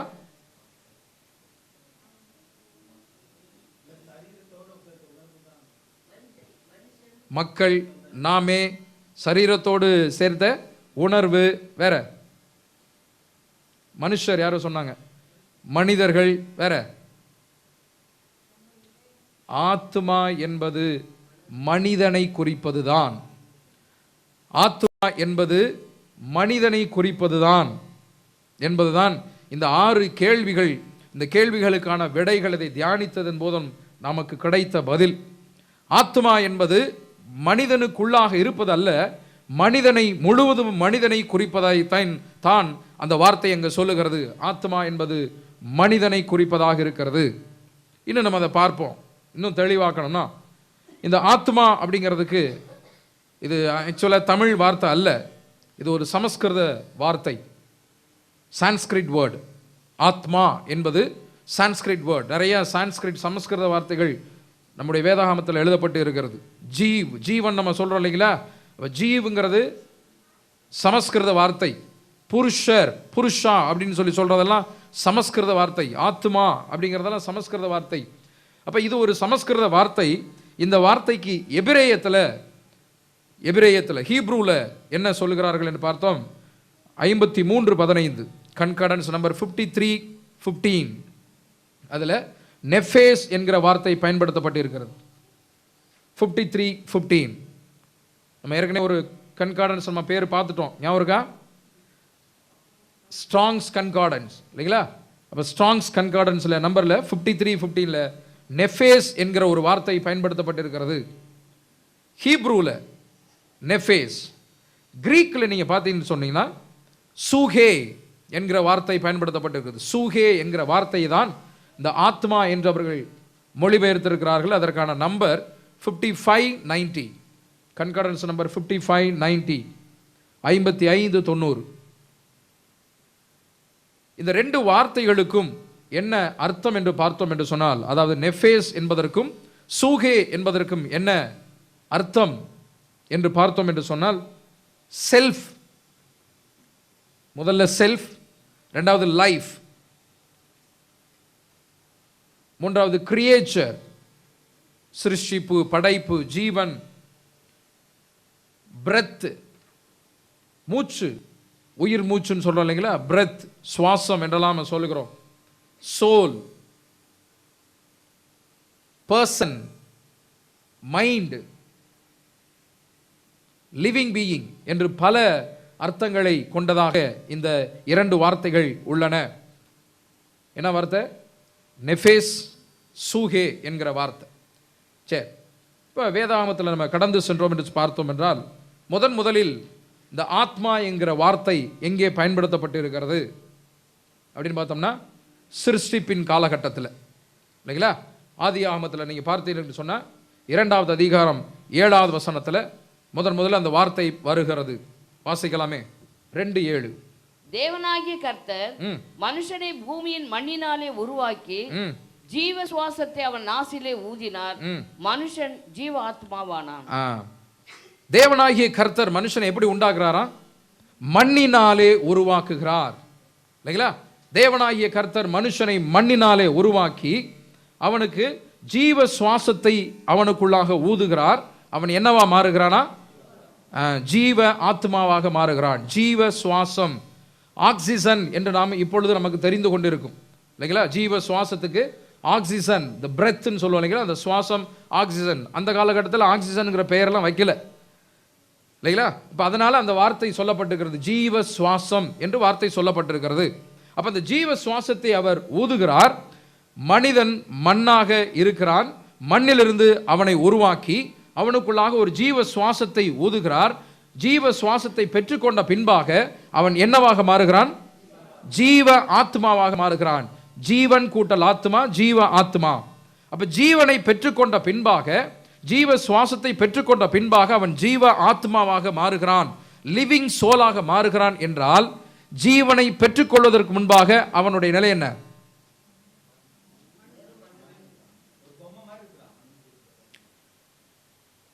இன்னும் சரியாக தெளிவாக புரிந்து கொள்ளுங்கள். மனிதனை மண்ணினாலே உருவாக்குகிறார். மண்ணில் இருக்கக்கூடிய மூலகங்கள், பொட்டாசியம், கால்சியம், பாஸ்பரஸ், இரும்பு போன்ற பலவிதமான மூலகங்கள் கொண்டுதான் இந்த சரீரத்தை உருவாக்குறார். தேவன் மனுஷனை மண்ணினால தான் உருவாக்குனாருங்கிறதுக்கு நாம் தான் நடமாடும் சாட்சிகள் இல்லைங்களா? மண்ணில் இருக்கக்கூடிய எல்லா குணாதிசயங்களும் நம்முடைய சரீரத்தில் இருக்குது இல்லைங்களா? மண்ணினாலே உருவாக்குகிறார். பலவிதமான மூலகங்கள் கொண்டு மனிதனை உருவாக்குகிறார். அதற்கு பின்பாக அவர் ஜீவ சுவாசத்தை, அந்த லைஃப், ஜீவனை ஊதுகிறார். அந்த ஆக்சிஜனை கொடுக்கிறாரு. கொடுத்த பின்பாக அவன் ஜீவ ஆத்மாவாக மாறினான் என்று சொன்னால், ஜீவன் கூட்டல் ஆத்மாவாக மாறுகிறான். அப்படி என்றால் அந்த ஜீவனை கொடுப்பதற்கு முன்பாக அவனுடைய பெயர் என்ன? அவனுடைய நிலை என்ன? ஆத்மா. புரிகிறதா? இன்னும் புரியல? புரிஞ்சிருச்சா? ஜீவனை கொடுப்பதற்கு முன்பாக அவனுடைய பெயர் ஆத்துமா, ஜீவ ஆத்துமாவாக மாறுகிறான். ஜீவனை கொடுப்பதற்கு முன்பாக அவன் ஆத்மாவாக இருக்கிறான். இல்லைங்களா? ரொம்ப தெளிவாக முதலாவது புத்தகத்திலேயே இந்த காரியங்களை குறித்து சொல்லப்பட்டிருக்கிறது. அப்ப லிவிங் சோலாக அவர் மாறுகிறான் என்று சொல்லி பார்க்கிறோம். அப்படி என்று பார்த்தால் சரீரம்தான் ஆத்மாவாக இருக்கிறது. சரீரம்தான் ஆத்மாவாக இருக்கிறது. சரீரம் உள்ள எல்லாவற்றிற்கும் ஆத்மா இருக்கிறது. சரீரம் உள்ள எல்லாவற்றுக்கும் ஆத்மா இருக்கிறது. சரீரமே ஆத்மாவாக இருக்கிறது. மேன் ஹேஸ் அ சோல் அல்ல, man is a soul. Man has a soul என்று நாம் நம்பிக்கொண்டு இருக்கிறோம். பல தத்துவ ஞானிகளும் சமயவாதிகளும் சொல்லிக் கொண்டு இருக்கிறார்கள், மேன் ஹேஸ் அ சோல் என்று, உள்ளே இருக்கிறது என்று அல்ல, மேன் இஸ் அ சோல் என்பதுதான் வேதாகமம் சொல்லுகிற ஒரு பதிலாக இருக்கிறது. Man is a soul. மனிதனே ஆத்மாவாக இருக்கிறான். சரீரம் உள்ள எல்லாம் ஆத்மாவாக இருக்கிறது என்பதுதான் வேதம் சொல்லுகிற ஒரு காரியம். அப்படி இருக்கும்போது இல்லாத ஒன்றை இருப்பதை போல நாம் நம்பிக்கொண்டு அதற்கென்று பல காரியங்களை நாம் செய்து கொண்டிருப்பது என்ன? தேவன் இந்த உடம்பை, சரீரத்தை படைச்சு இந்த பூமியில உலாவ விடும்போது நம்ம பார்க்கிறோம், இந்த சரீரத்தில் எத்தனை அதிசயங்கள், ஒவ்வொரு சரீரத்துக்குள்ளும் கோடான கோடி அதிசயங்களை தேவன் உண்டாக்கி இருக்கிறார். நீங்க பார்த்தீர்கள் என்று சொன்னால் எலும்புகள் மொத்தம் எத்தனை இருக்கு தெரியுமா? ஒரு மனுஷனுடைய சரீரத்தில் 206 எலும்புகள் இருக்கிறது. 206 206 எலும்புகள் இந்த சரீரத்தில் இருக்குது, ஒவ்வொருவருடைய சரீரத்திலும். தலையில மாத்திரமே ரோமங்கள் எத்தனை உண்டு தெரியுமா? 50 லட்சம் ரோமங்கள் உள்ளதாக விஞ்ஞானம் சொல்லுகிறது. 50 lakhs, 50 லட்சம் ரோமங்கள். தசைகள், மனுஷனுடைய உடம்புல இருக்கக்கூடிய தசைகள் பார்த்தீங்கன்னா 650 விதமான தசைகள். மூட்டுகள், மூட்டு ஜாயிண்ட் சொல்றோம் இல்லைங்களா? 100 மூட்டுகள் ஒரு மனிதர், ஒவ்வொரு மனிதருக்குள்ளாக, மனுஷிக்குள்ளாக இருக்கிறது. இந்த நாக்கு இருக்குல்ல, நமக்கு ரொம்ப பிடிச்சமான ஒரு பகுதி நாக்கு. இந்த நாக்கில் நீங்க பார்த்தீங்கன்னு சொன்னா டேஸ்ட் பட்ஸ் என்று சொல்வார்களே, சுவை உணர்வுகள் எவ்வளவு தெரியுமா? 9,000 சுவை உணர்வுகள் இந்த தம்மாத்துண்ட நாக்குக்குள்ள இருக்குது. 9,000 சுவை உணர்வுகள். நம்முடைய உடம்பு முழுக்க இரத்த குழாய்கள் இல்லைங்களா? அதில் தான் நமக்கு ரத்தம் எல்லாம் சர்க்குலேட் ஆகுது. இந்த இரத்த குழாய்கள்லாம் எடுத்து நீளமாக பிரித்தோம்னா எவ்வளோ நீளத்துக்கு போகும் தெரியுங்களா?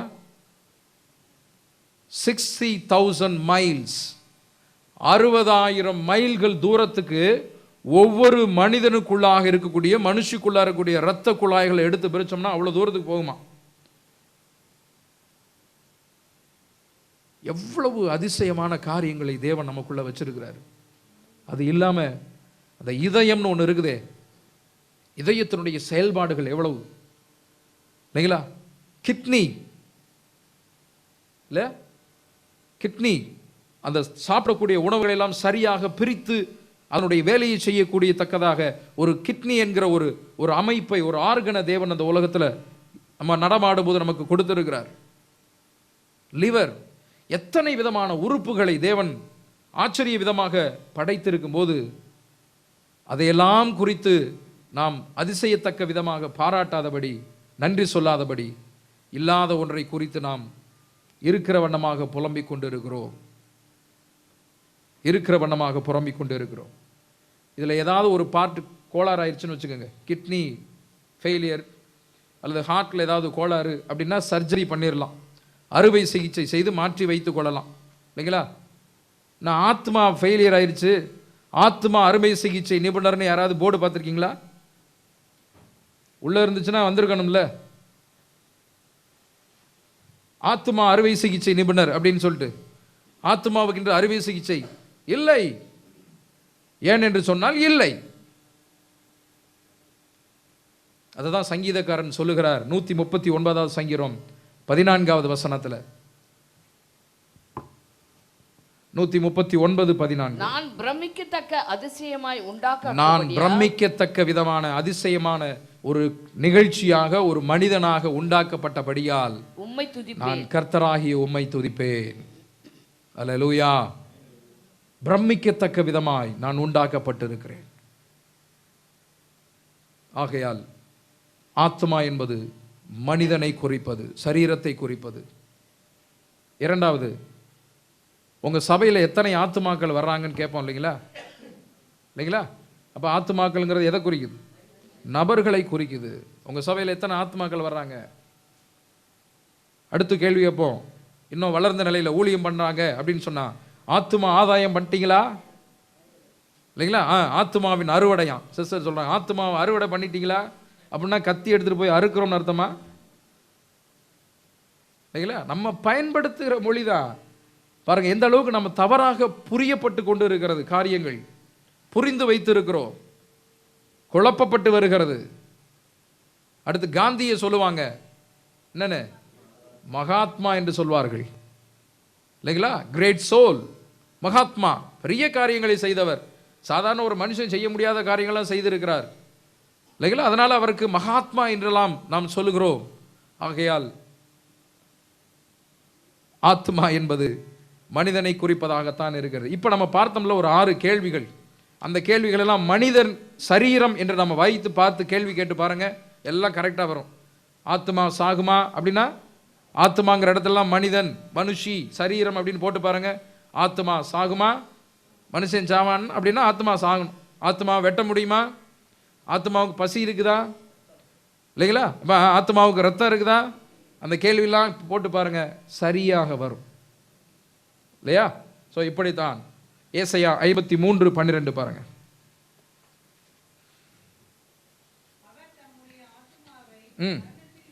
அப்படின்னா என்ன அர்த்தம்? இப்ப தம்முடைய ஆத்துமாவை மரணத்தில் ஊற்றினார்னா என்ன அர்த்தம்?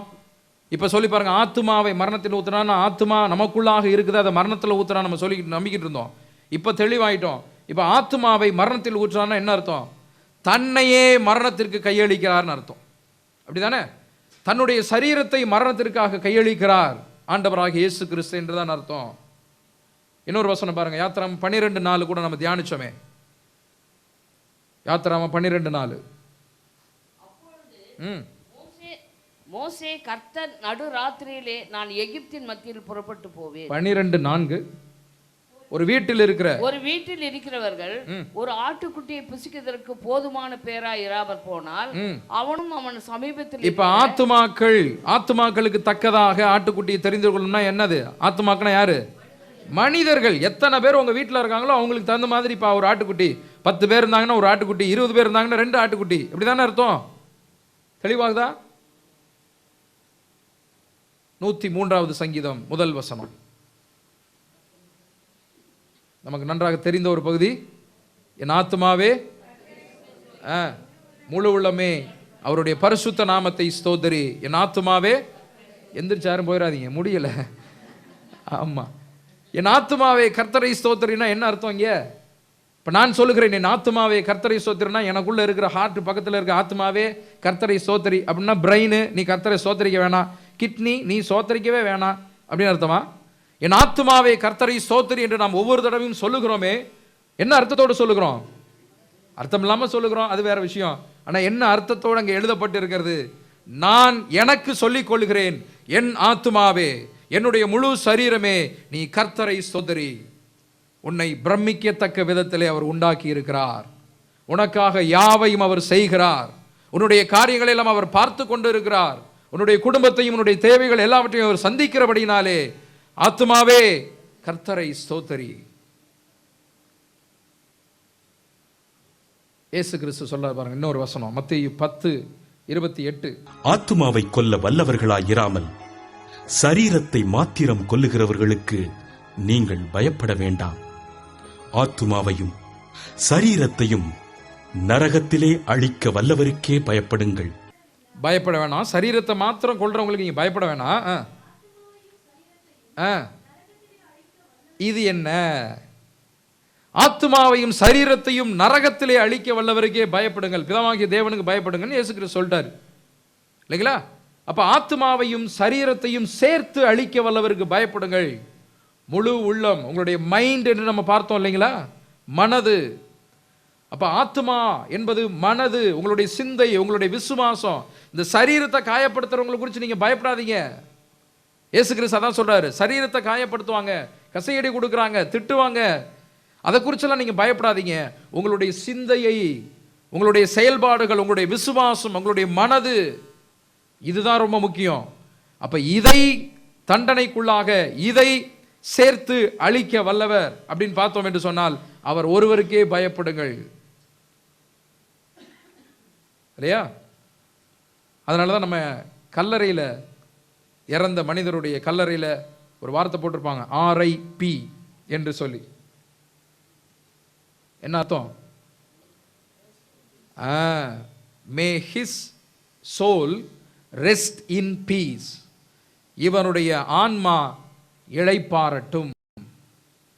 கல்லறைக்குள்ள எந்த ஆத்மா இருக்குது? சரீரமாகி ஆத்மா, இல்லைங்களா?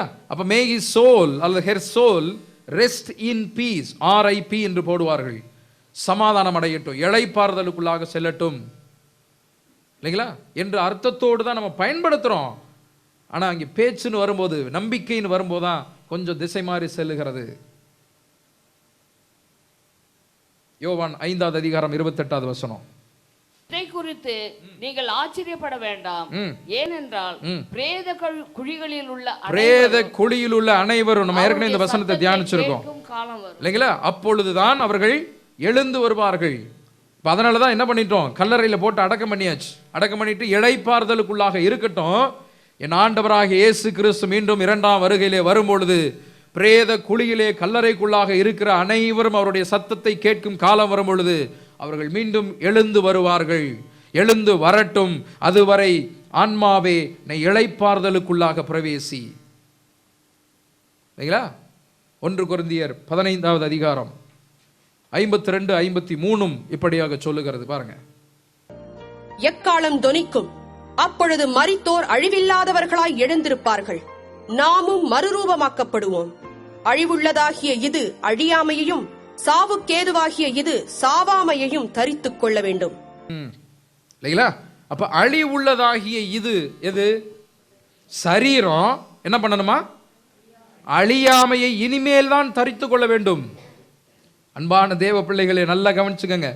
அழிவுள்ளதாகி இந்த சரீரம், நம்ம என்ன சொல்லிக்கிட்டு இருக்கோம், ஏற்கனவே பரலோகம் போயிருச்சு, நரகம் போயிருச்சு, உத்தரிக்கிற ஸ்தலம், இல்லைங்களா? எந்த பகுதி, எந்த உலகத்தில் எந்த பகுதியில் இருக்குன்னே தெரியாது, தேவனுக்கே தெரியாது, படைச்சவருக்கே தெரியாது. உத்தரிக்கிற ஸ்தலம் என்று சொல்லி அதை நம்ம நம்பிக்கிட்டு இருக்கிறோம்.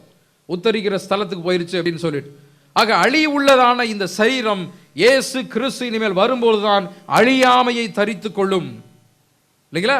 சாவுக்கேதுவான சரீரம் இனிமேல் தான் சாகாமையை தரித்துக் கொள்ள வேண்டும், நித்திய ஜீவனை தரித்துக் கொள்ள வேண்டுமே ஒழிய ஆன்மா அங்கே போயிருச்சு இங்கே போயிருச்சு என்பதாக நாம் நம்பிக்கொண்டிருக்கிறது என்ன? நாம் நம்பிக்கொண்டிருக்கிறது என்ன? இனிமேல் தான் உயிரடைய போகிறார்கள், உயிரடைவோம். மரித்தவர்கள் இனிமேல் தான் எழுந்து வருவார்கள். இதுவரை யாரும் பரலோகத்துக்கு போகவில்லை, இனிமேல் தான் எழுந்து வரப்போகிறார்கள். சரி, ஆன்மாங்கிறது ஓரளவுக்கு நமக்கு ஒரு தெளிவுக்குள்ளாக நாம் வந்து கொண்டு இருக்கிறோம்.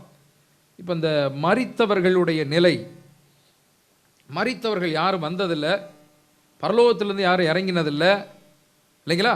அப்போ இதுவரைக்கும் யாரும் வந்ததில்லை என்று நாம் பார்த்தோம் என்று சொன்னால், ஒரு 2 நிகழ்ச்சி, பழைய ஏற்பாட்டிலிருந்து ஒரு நிகழ்ச்சி, புதிய ஏற்பாட்டிலிருந்து ஒரு நிகழ்ச்சி உண்டு. அதில் மரித்தவர்கள் வந்ததை போல ஒரு நிகழ்ச்சி உண்டு. பார்த்தீங்களா? பழைய ஏற்பாட்டில் ஒரு நிகழ்ச்சி உண்டு, மரித்தவர் வந்து அவருடைய ஆத்மா வந்தது போல ஒரு காரியத்தை குறித்து நாம் நம்பிக்கொண்டு இருக்கிறோம். அதுபோல புதிய ஏற்பாட்டிலும் அவங்க சொன்ன மாதிரி மறுரூப மலையிலே, இல்லைங்களா, அவர்கள் இறங்கி வந்ததை போல பார்க்கிறோமே. அந்த 2 இடங்களில் மரித்தவர்கள் வந்து பேசுனதை போல இருக்கிறதே. அப்போ அது என்ன? அதை நம்ம பார்த்தோம் என்று சொன்னால் இந்த ஆத்மா சப்ஜெக்ட் முடிஞ்சிடும். முதல்ல பழைய ஏற்பாடு எடுத்துக்கலாம். 1 சாமுவேலின் புத்தகம் 28வது அதிகாரம் 1 - 19 வரை உள்ள வசனங்களை. அந்நாட்களிலே பெலிஸ்தர் இஸ்ரவேலின் மேல் யுத்தம் பண்ண தங்கள் சேனைகளை போருக்கு கூட்டினார்கள். அப்பொழுது ஆகீஸ் தாவீதை நோக்கி, நீயும் உன் மனுஷரும் எவ்விதத்திலும் என்னோடே கூட யுத்தத்துக்கு வரவேண்டும் என்று அறிய கடவாய் என்றான். சரி, இப்ப இந்த நிகழ்ச்சி நமக்கு தெரியும். இஸ்ரேலருக்கு எதிராக பெலிஸ்தர் பாளையம் இறங்கக்கூடிய, சண்டை போடக்கூடிய, ஒரு யுத்தம் செய்யக்கூடிய ஒரு சூழ்நிலை. அப்பொழுது சவுல் ராஜாவாக, இஸ்ரேலின் ராஜாவாக அவர் இருக்கிறார். சாமுவேல் தீர்க்கதரிசி அப்பொழுது அவர் மரித்து விட்டார், ஏற்கனவே மரித்து விட்டார். இந்த சூழ்நிலையில நடக்கக்கூடிய ஒரு நிகழ்ச்சி தான். தொடர்ந்து வாசிங்க சார். தாவீது ஆகீஸை பார்த்து, உம்முடைய அடியான் செய்ய போகிறதை நீர் நிச்சயமாய் அறிந்து கொள்வீர் என்றான். அப்பொழுது ஆகீஸ் தாவீதை நோக்கி, இதற்காக உன்னை எந்நாளும் எனக்கு மெய்க்காவலனாக வைப்பேன் என்றான். சாமுவேல் இதற்கு முன்னமே மரித்துப் போனான். இஸ்ரவேலர் எல்லாரும் அவனுக்கு துக்கம் கொண்டாடி அவன் ஊராகிய ராமாவிலே அவனை அடக்கம் பண்ணினார்கள்.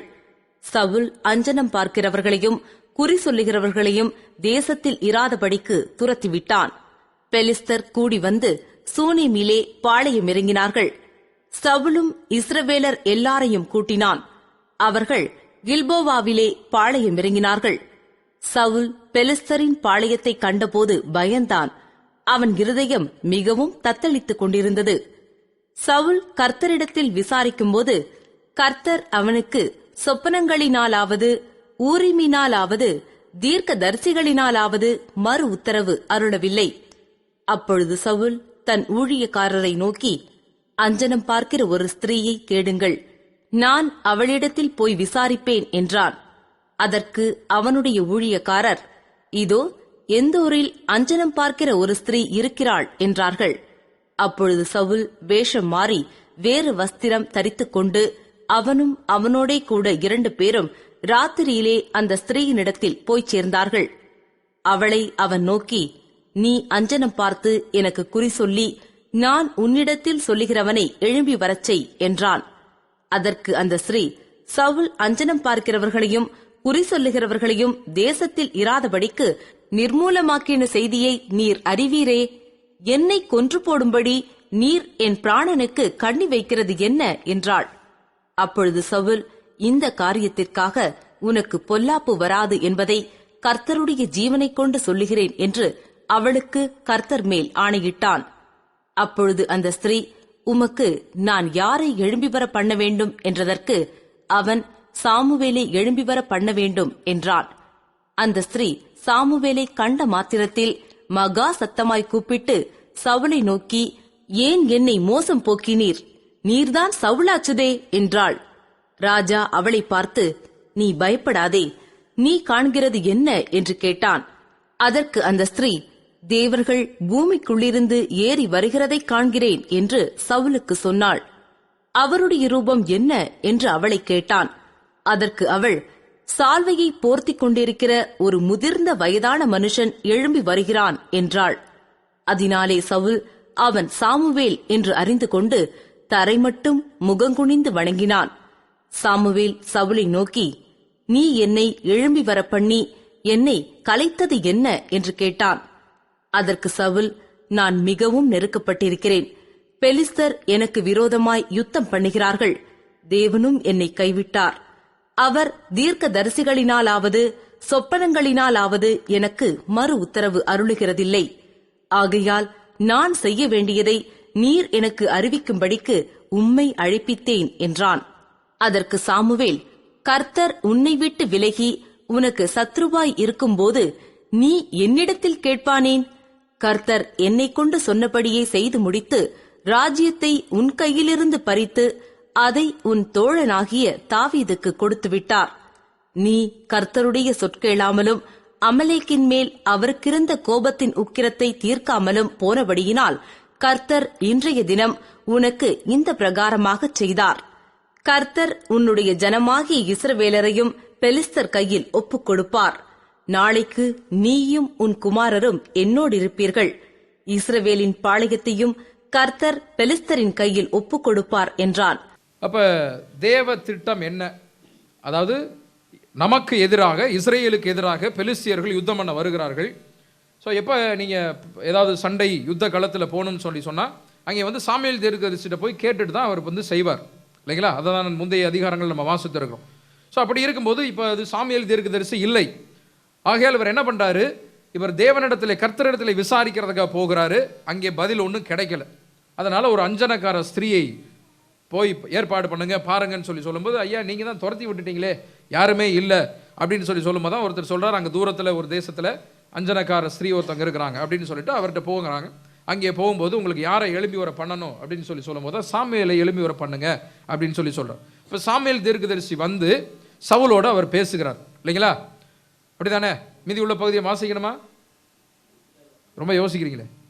இல்லை, தெரியும் இல்லையா? சரி, இப்போ சாமுவேல் தீர்க்கதரிசி சவுல்கிட்ட தேவ திட்டத்தை சொன்னாரா இல்லையா? இல்லையா? அதாவது என்ன தேவ திட்டம்னா என்னது? நீங்கள் இந்த யுத்தத்தில் தோற்பீங்க இல்லைன்னா ஜெயிப்பீங்க, அதான தேவ திட்டம். அந்த திட்டத்தை அவர் சொன்னாரா இல்லையா? வந்தது யார் என்பதை குறித்து தான் நம்ம அதை பார்க்க போகிறோம். ஏனென்று சொன்னால் நம்ம விசுவாசம் என்ன?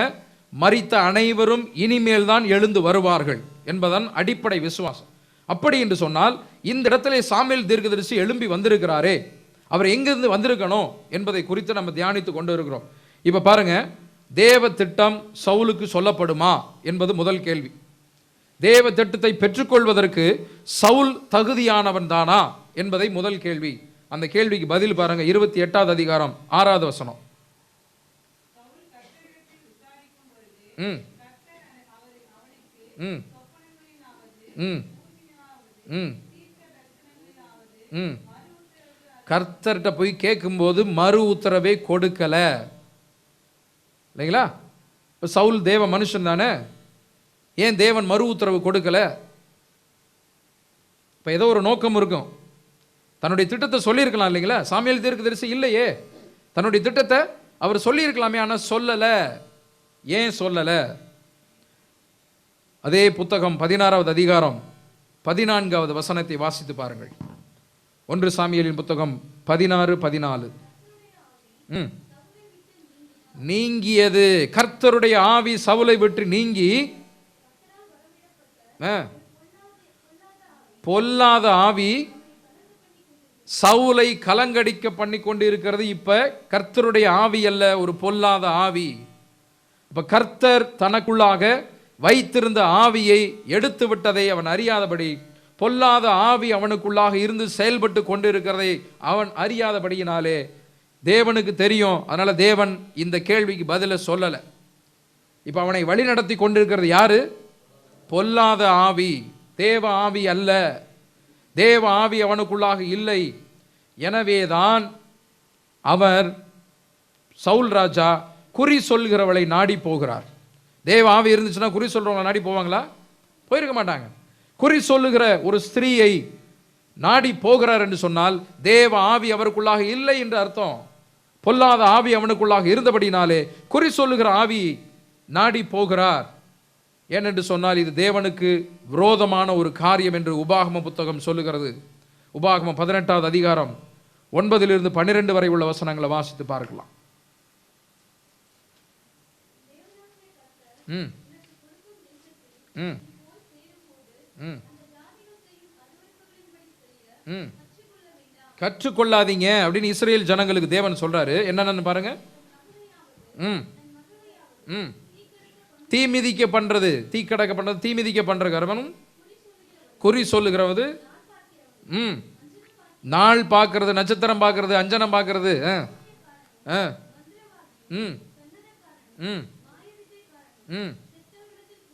செத்தவர்களிடத்திலே போய் குறி கேட்கிறவனோ உங்களுக்குள்ளே இருக்க வேண்டாம் என்று தேவனாகிய கர்த்தர் இஸ்ரேல் ஜனங்களுக்கு சொல்லி இருக்கிறார்.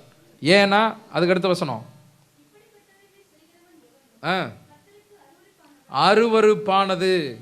மேலே சொல்லப்பட்ட அத்தனை காரியங்களும் தேவனாகிய கர்த்தருக்கு அருவருப்பானது. இன்றைக்கு நாள் பார்த்து கொண்டு, நட்சத்திரம் பார்த்து கொண்டு, நல்ல நேரம் ராகுகாலம் பார்த்து கொண்டு இருக்கிற கிறிஸ்தவ ஜனங்கள் உண்டு.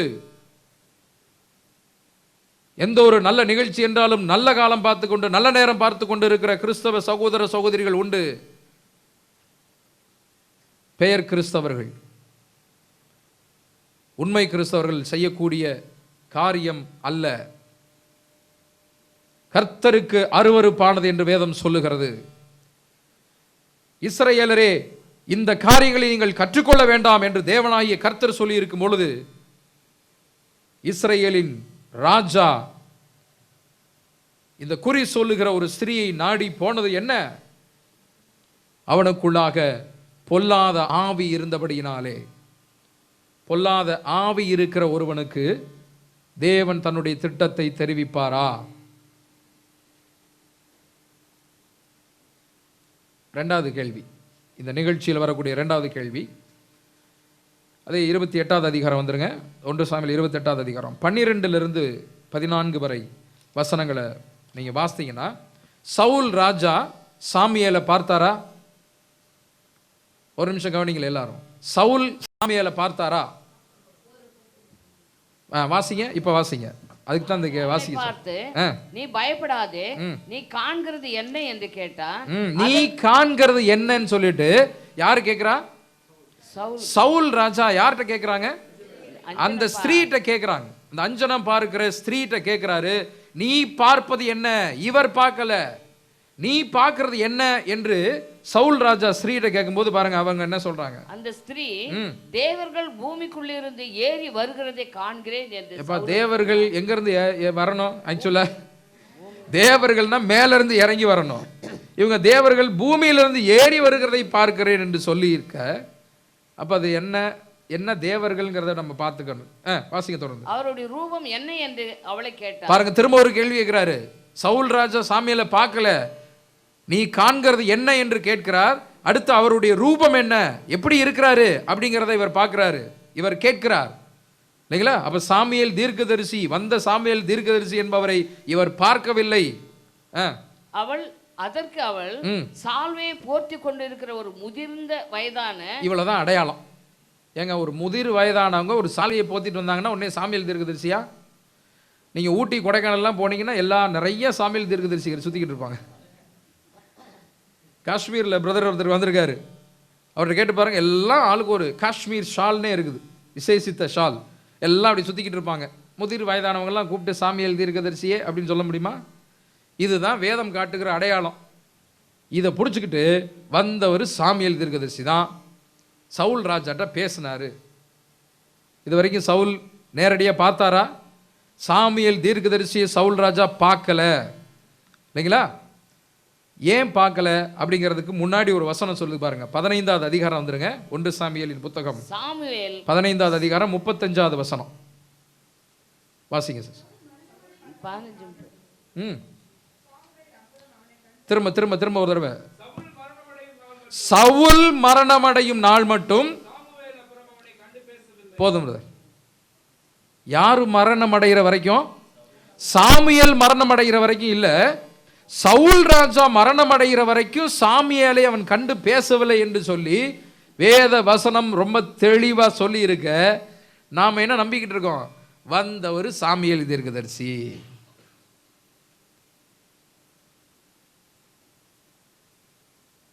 சவுல் ராஜா மரிக்கும் வரை சாமியேலை அவர் பார்க்கல. சரிங்களா?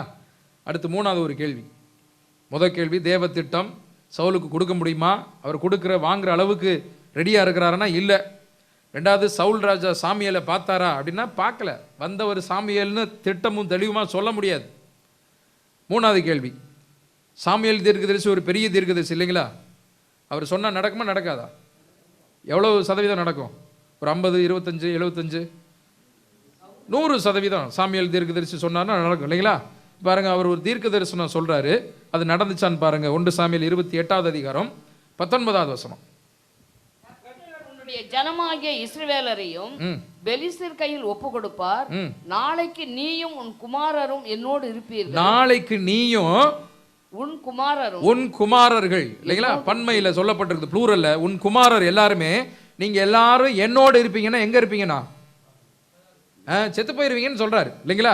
நாளைக்கு நீயும் உன் குமாரரும் என்னோடு இருப்பீர்கள் சொல்லிட்டார். சாமுவேல் தீர்க்கதரிசி தானே சொன்னாரு. என்னங்க சிரிக்கிறீங்க? சொன்னார் இல்லைங்களா? பாருங்க, அவருடைய குமாரர் எல்லாம் வந்து அவரோடு போயிட்டாங்களா, இறந்து போயிட்டாங்களான்னு பாருங்க. அடுத்த புத்தகம் 2 சாமுவேலின் புத்தகம் 2வது அதிகாரம் 10வது வசனத்தை வாசிங்க.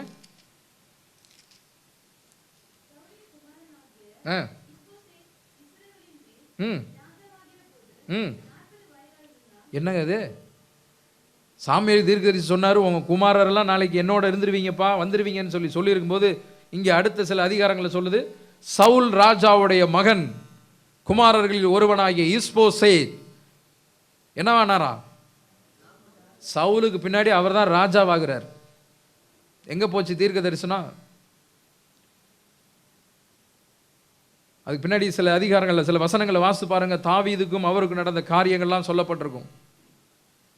இஸ்போசேத், சவுல் ராஜாவுடைய குமாரன் இஸ்போசேத், சவுலுக்கு பின்பதாக அவர் சமஸ்தானத்துக்கு ராஜாவாகிறார், இஸ்ரேலுக்கு ராஜாவாக மாறுகிறார் என்று வேதம் சொல்லி இருக்கும் பொழுது வந்தது சாமுவேல் தீர்க்கதரிசி என்றால் எங்கே போச்சு அந்த தீர்க்க தரிசனம்? அடுத்த ஒரு கேள்வி, ஒரு மகா பெரிய தீர்க்கதரிசியை இல்லையா, சாமுவேல் தீர்க்கதரிசி ஒரு மகா பெரிய தீர்க்கதரிசி, சிறிய தீர்க்கதரிசி, பெரிய தீர்க்கதரிசி என்றெல்லாம் நம்ம பிரிச்சிருக்கோம். பெரிய தீர்க்கதரிசிகள் மிக முக்கியமானவர் சாமுவேல் தீர்க்கதரிசி. அவ்வளவு மிகப்பெரிய ஒரு மகா பெரிய தீர்க்கதரிசியை, தேவனாலே அபிஷேகம் பண்ண போட்ட ஒரு தீர்க்கதரிசியை தேவனாலே அருவருக்கப்படுகிற ஒரு செயலை செய்து கொண்டிருக்கிற குறி சொல்லுகிற ஸ்திரீ எழும்பி வர பண்ண முடியுமா? அல்லது இவள் கூப்பிட்டா என்பதற்காக அவராவது இறங்கி வருவாரா?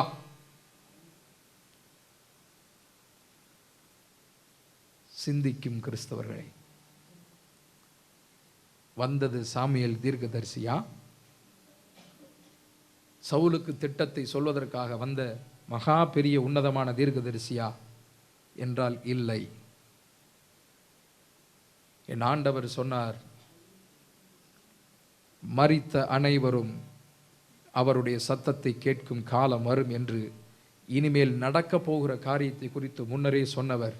இனிமேல் நடக்க போகிற ஒரு நிகழ்ச்சி தான் எழும்பி வரக்கூடிய நிகழ்ச்சி.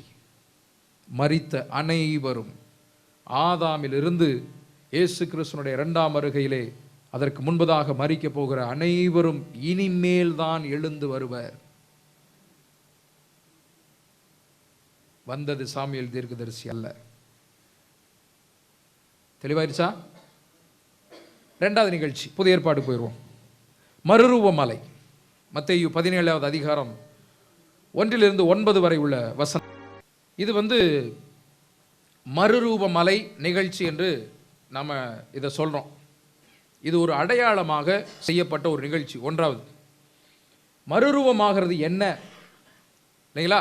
இமை பொழுதிலே மறுரூபமாவோம் என்று சொல்லி பவுல் கொரிந்தியருக்கு எழுதும்போது எழுதுறார் இல்லையா? அப்ப மறுரூபமாகிற நிகழ்ச்சிங்கிறது என்ன என்பதை குறித்து ஒரு அடையாளமாக ஆண்டவராக இயேசு கிறிஸ்து அந்த மலையிலே அவர் செய்து காட்டின ஒரு நிகழ்ச்சி தான், நமக்காக செய்து காட்டப்பட்ட ஒரு நிகழ்ச்சி. சில காரியங்களை அவர் செய்யணும்னு அவசியம் இல்லை, ஆனால் பின்வரக்கூடிய சந்ததியினர், தேவ பிள்ளைகள் இந்த காரியத்தை செய்ய வேண்டும் என்பதற்காக சில காரியங்களை அவர் வாழ்ந்தபோது அவர் செய்திருக்கிறார். அதில் ஒரு காரியம் தான் அந்த மறுரூப மலை காட்சி. இன்னொரு காரியம் ஞானஸ்நானம். இயேசு கிறிஸ்து ஞானஸ்நானம் எடுக்கணும் அவசியமா? ஞானஸ்நானம் எடுத்தார் இல்லைங்களா யோர்தான் நதியில்? அவர் ஞானஸ்நானம் எடுக்கணும் அவசியமா? தேவையில்லை. அது மனம் திரும்புதலுக்கு ஏற்ற ஞானஸ்நானம் இல்லைங்களா, யோவான் ஸ்நானம் கொடுத்தது. ஆனால் ஏன் அவர் எடுத்தார்? பின்வரக்கூடிய சந்ததி இந்த காரியத்தை செய்ய வேண்டும் என்பதற்காக அவர் தன்னை ஒப்பு கொடுத்தார். எல்லா நீதியும் செய்ய வேண்டியது ஏற்றதாக இருக்கிறது என்று சொல்லி அவர் ஒப்பு கொடுத்ததாக பார்க்கிறோம். அதே போல இந்த மறுரூப மலை காட்சி, ஏன் அவர் மறுரூபம் ஆகணுமா? அவர் முகம் பிரகாசமாக தான் தெரியணுமா? அவர் ஏற்கனவே பிரகாசமானவர் இல்லைங்களா? அவர் மகா உன்னதர், உயர்ந்தவர், மிக அழகானவர் என்றெல்லாம் வேதம் சொல்லுகிறது. எதற்காக அந்த நிகழ்ச்சி அங்கே நடைபெறுகிறது? நமக்கு ஒரு பாடம் ஒன்று, மறுரூபமாகிற நிகழ்ச்சி. மறுரூபமாகிறதை ஒரு விசுவாசத்தோடு நமக்கு அந்த நிகழ்ச்சி உண்டு என்கிறதை குறித்ததாக ஒரு அடையாளமாக செய்யப்பட்டதா அது ஒன்று. இரண்டாவது, நீங்க பார்த்தீங்கன்னு சொன்னா 17வது அதிகாரம் 3வது வசனத்தை நன்றாக தியானித்து பாருங்க.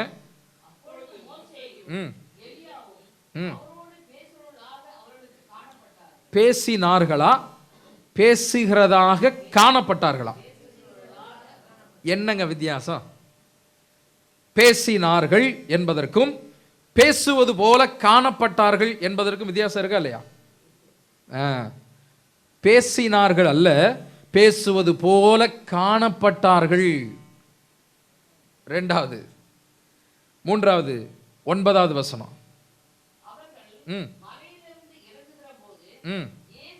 அவர்களை நோக்கி, மனுஷகுமாரன் மரித்தோரிலிருந்து எழுந்திருக்கும் வரைக்கும் இந்த தரிசனத்தை ஒருவருக்கும் சொல்ல வேண்டும். தரிசனம் என்று இயேசு கிறிஸ்து ஒரு வார்த்தை பயன்படுத்துகிறார், விஷன், இல்லைங்களா? தரிசனம் என்று சொல்லுகிறார்.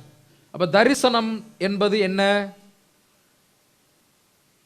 அப்போஸ்தலனாகிய யோவான் பத்மு தீவில் இருக்கும்போது பரலோகத்தை குறித்து பல தரிசனங்களை அவர் பார்க்கிறார், இல்லைங்களா? இல்லைங்களா? அப்ப ஆவிக்குள்ளாகி அங்கங்க இருப்பதை போல பார்க்கிறார். சிங்காசனத்தை குறித்து பார்க்கிறார், பெரிய நகரத்தை குறித்தெல்லாம் பார்க்கிறார். அப்படியாகத்தான் இருக்கிறதா? தரிசனம் என்பது சில காரியங்களை வெளிப்படுத்துவதற்காக காட்டப்படுகிறது தேவனாலே. அப்போஸ்தலனாகிய பேதுரு இந்த கொர்நேலியு புறஜாதிக்கு முன்பாக சுவிசேஷம் சொல்வதற்கு முன்பாக ஒரு தரிசனத்தை அவர் ஜெபம் பண்ணுகிற போது பார்க்கிறார். என்ன பார்க்கிறாரு? அப்ப அந்த பறவைகள், விலங்குகள், இல்லைங்களா? அப்ப துப்பட்டியில வைத்து இறங்குவதை போல ஒரு தரிசனத்தை பார்க்கிறார். அப்படின்னா உண்மையிலே இறங்குச்சா? இல்லை. தரிசனம் என்பது தூரத்திலே தேவன் சில காரியங்களை சொல்வதற்காக நடத்தி காட்டுகிற ஒரு நிகழ்ச்சி.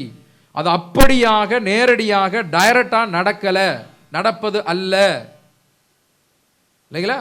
நம்ம டெலிவிஷன் என்று சொல்லுகிறோம், தூர தரிசனம் என்று சொல்லுகிறோம், இல்லையா? எத்தனையோ கார்ட்டூன்ஸ் பார்க்குறோம், பறவைகள், விலங்குகள் எல்லாம் பேசுவது போல படம் பார்க்குறோம். உண்மையிலே பேசுதா? இல்லைங்களா? அப்ப தரிசனம், விஷன் என்பது அப்படித்தான். உண்மையிலே அவங்க பேசல, ஒரு காரியத்தை சொல்வதற்காக ஒரு அடையாளமாக காட்டப்படுகிற ஒரு நிகழ்ச்சி தான் விஷன். இயேசு கிறிஸ்து சொல்றார், இந்த தரிசனத்தை, இல்லைங்களா, இந்த தரிசனத்தை யாருக்கும் சொல்லாதீங்க. ஏன் சொல்ல வேணாம்னு சொல்றாரு? போட்டு லார்ட்ஸ் என்பதர் இன்னைக்கு தான் வாயை திறக்கிறார்ப்பா. 6 சப்ஜெக்ட் முடிஞ்சு பிராங்க்லின் பிரதர் இன்னைக்கு தான் வாயை திறந்துருக்காரு, 7வது சப்ஜெக்ட்ல. இனிமே பேச ஆரம்பிச்சிருவாரு அவர். போட்டு குழப்பிக்குவாங்க. அதான பிரதர் சொன்னீங்க? நீங்க சொன்னீங்க சிஸ்டர். அதுலயும் பாருங்க சண்டைய. பரிசுத்த ஆவி அவர்களுக்கு கொடுக்கப்படல அப்ப, இல்லைங்களா? அப்ப மரித்த எல்லோரும் நித்திரையில் இருக்கிறாங்கிறதா சத்தியம். அதை விட்டுவிட்டு இவங்க இப்போ இதை பார்த்துட்டு என்ன பண்ணுறாங்க? எல்லாரும் சொன்னாங்கன்னு வச்சுக்கோங்க, மற்ற சீடர்கள் ஜனங்கள்ட்ட எல்லாம் சொன்னாங்கன்னா, அப்போ எல்லாரும் இறங்கி வந்தாங்க. யார் யார் வந்ததா? எலியாவும் மோசேயும் இறங்கி வந்தாங்க. அப்படின்னா அப்படியா, உண்மையிலே வந்தாங்களா அப்படின்னு சொல்லிட்டு அப்படியாக நம்புவார்கள். உண்மையிலேயே டைரக்டா லிட்டரலா இறங்கி வந்ததை போலதான் அங்க நம்புவாங்க. பரிசுத்த ஆவி கொடுக்கப்படுகிற வரை, பெந்தகோஸ்தே நாள் வரை நீங்க இதற்கு யாருக்கும் சொல்லாதீங்க. சொன்னா நீங்களும் குழம்புவீங்க, உங்களையும் குழப்புவாங்க, அவங்களும் குழம்பி போவாங்க. சொல்ல வேண்டாம். பரிசுத்த ஆவியானவர் ஊற்றப்பட்ட பின்பாக, கொடுக்கப்பட்ட பின்பாக, பொழியப்பட்ட பின்பாக, அதற்கு பின்னதாக உங்களுக்கு சகல சத்தியத்திற்குள்ளும் நடத்துகிறவர் வந்த பின்பதாக சகல சத்தியத்திற்குள்ளாக நீங்கள் நடத்தப்படுவீர்கள். அப்பொழுது தெளிவாக புரிந்து கொள்வீர்கள். அதனால தான் இப்போ யாருக்கும் சொல்ல வேணாம் அப்படின்னு சொல்றார், இல்லைங்களா? 2 நிகழ்ச்சி பார்த்தோம். பழைய ஏற்பாட்டில் ஒரு நிகழ்ச்சியும் புதிய ஏற்பாட்டில் ஒரு நிகழ்ச்சியுமாக நம்ம பார்த்தோம். ஆகையால் நமக்கு நன்றாக தெரிந்த, நம்ம பார்த்து வருகிற, தியானித்து வருகிற, ரசித்து ருசித்து வருகிற ஒரு காரியம், மரித்த அனைவரும் நித்திரையில் இருக்கிறார்கள், இல்லைங்களா? இனிமேல் தான் அவர்கள் எல்லோரும் எழுந்து வருவார்கள். நம்ம ஏற்கனவே பார்த்துட்டோம். தாவீது பரலோகத்துக்கு என்னங்க, தாவீது பரலோகத்துக்கு போகவில்லையே, யாரும் பரலோகத்துக்கு போகவில்லை என்று வேதம் சொல்லுகிறது. எலியாவும் போல, மோசையும் போல யாருமே போகவில்லை. போனவர் ஒரே ஒருவர் மாத்திரமே, பரலோகத்திலிருந்து இறங்கி வந்தவரே பரலோகத்துக்கு சென்றவர். அல்லேலூயா. அவரை தவிர வேற யாரும் போகவில்லை, யாருமே போகவில்லை. யோபு 7வது அதிகாரத்தை வாசிங்க. யோபு 7வது அதிகாரம் 9-10. பறந்து போகிறது போல பாதாளத்தில் இறங்குகிறவன் இனி ஏறி வரான், இனி தன் வீட்டுக்கு திரும்பான், அவன் ஸ்தலம் இனி அவனை அறியாது. பாதாளத்தில் இறங்கினவன் இனிமே என்ன பண்ண மாட்டானா? ஏறி வரமாட்டான். இனி அவன் திரும்ப தன்னுடைய வீட்டுக்கும் போக மாட்டான். பிரசங்கி 9வது அதிகாரம் 5-6.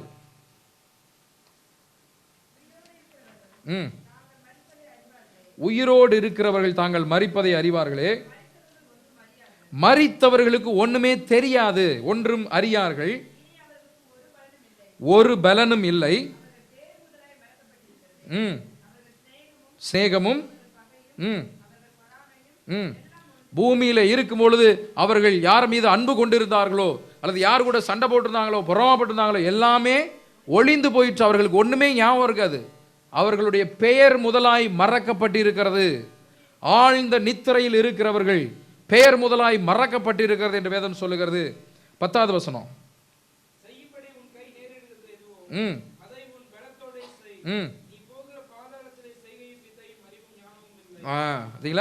அப்ப நீ போகிற பாதாளத்திலே எதுவுமே இல்லை. நீ எல்லாத்தையும் மறந்திருப்ப. ஒரு மறந்த நிலையிலே, ஒரு டீப் ஸ்லீப் என்று சொல்வார்களே அந்த நிலையில் தான் இல்லைங்களா? நாம் தூங்குகிறோம், ஒரு 8 மணி நேரம் தூங்குறோம். அதுல ஒரு சில பகுதி மாத்திரம் 1 மணி நேரம் 2 மணி நேரம் ஒரு ஆழ்ந்த நித்திரை என்று ஒன்று உண்டு. அந்த ஆழ்ந்த நித்திரையில எந்த விதமான நினைப்பும் வராது, எந்த விதமான கனவுகள் அந்த நேரத்தில் வராது. ஆழ்ந்த நித்திரையிலே நல்ல டயர்டா அசதியா படுத்து தூங்கும்போது அந்த ஆழ்ந்த நித்திரையில என்ன நடந்தாலும் தெரியாது. அது போலதான் மரித்தவருடைய நிலை. அது போலதான் மரித்தவருடைய நிலை. அவர்களுடைய பெயர் முதலாய் மறக்கப்பட்டிருக்கிறது என்று சொல்லப்படுகிறது. அப்படி இருக்கும்போது ஆன்மா அங்கே போயிருச்சு, இங்கே போயிருச்சு, பரலோகத்துக்கு போயிருச்சு, பரதீசுக்கு போயிருச்சு என்பதாக நாம் நம்பிக்கொண்டிருக்கிறது வேதத்துக்கு விரோதமானது. வேதத்துக்கு விரோதமானது. வேதம் அப்படி சொல்லவில்லை. ஏன் இந்த குழப்பம்? இல்லையா? இப்போ பைபிளில் நல்ல ரொம்ப தெளிவாக நம்ம வாசித்து பார்த்தோம், தியானித்து பார்த்தோம். பின் ஏன் இந்த குழப்பம்? பாருங்க, யோவான் 8வது அதிகாரம் 44வது வசனத்தில் ஆண்டவராக இயேசு கிறிஸ்து இந்த குழப்பத்துக்கு ஒரு பதில் சொல்றார். நீங்கள் உங்கள் பிதாவாகிய பிசாசானவனால் உண்டானவர்கள், உங்கள் பிதாவினுடைய இச்சைகளின்படி செய்ய மனதாய் இருக்கிறீர்கள். அவன் ஆதி முதற்கொண்டு மனுஷ கொலைபாதகனாய் இருக்கிறான். சத்தியம் அவனிடத்தில் இல்லாதபடியால் அவன் சத்தியத்திலே நிலைநிற்கவில்லை. அவன் பொய்யனும் பொய்க்கு பிதாவுமாய் இருக்கிறபடியால் அவன் பொய் பேசும்போது தன் சொந்தத்தில் எடுத்து பேசுகிறான். ஆதி முதற்கொண்டு மனுஷ கொலைபாதகனாய் இருக்கிறான். சத்தியம் அந்த மனுஷ கொலைபாதகனிடத்திலே இல்ல. ட்ரூத் கிடையாது. சத்தியம் அவனிடத்துல இல்ல. உண்மை அவனிடத்துல இல்ல. அவன் பொய்யனும் பொய்க்கு பிதாவுமாய் இருக்கிறான். இல்லைங்களா? அவனிடத்துல சத்தியமே கிடையாது. அவனிடத்துல சத்தியம் இல்லை. சத்தியத்தில் அவன் நிலை இருக்கவில்லை. அவன் பொய்யனும் பொய்க்கு பிதாவுமாய் இருக்கிறான்.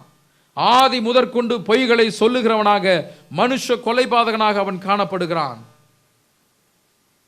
ஏதேன் தோட்டத்தில் ஆரம்பிச்ச பொய் என்ன ஆரம்பிச்சா? எப்படி சொன்னா பொய்? இல்லைங்களா? ஏவாள்கிட்ட சொன்னா, நம்ம கடந்த வாரத்தில் பார்த்தோம், நீங்கள் இந்த கனியை சாப்பிட்டா சாகவே சாக மாட்டீர்கள். ஆனால் தேவன் என்ன சொல்றாரு? சாகவே சாவீர்கள் என்று உண்மையை உரைத்த உத்தமர் அங்கே சொல்லி இருக்கும் பொழுது அந்த உண்மைக்கு புறம்பாக சத்தியத்துக்கு விரோதமாக முதல் தடவையா பொய்யை சொல்றான். நீங்கள் சாகவே சாக மாட்டீர்கள் என்கிறதற்கான ஒரு காரியத்தை, நீங்கள் சாக மாட்டீர்கள்.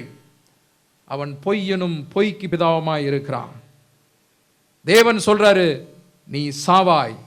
சாத்தான் சொல்றான் சாக மாட்டாய். எந்த பக்கம் நம்ம நிற்கிறோம்? ஆத்மா சாகும், சாகாது. எந்த பக்கம் நம்ம நிற்கிறோம்? தேவன் சொல்லுகிற பக்கமா, சாத்தான் சொல்லுகிற பக்கமா? சாத்தான் சொன்னா நீ சாக மாட்டாய், ஆன்மாவே நீ சாக மாட்டாய். தேவன் சொல்றாரு நீ சாவாய், சாவாய்.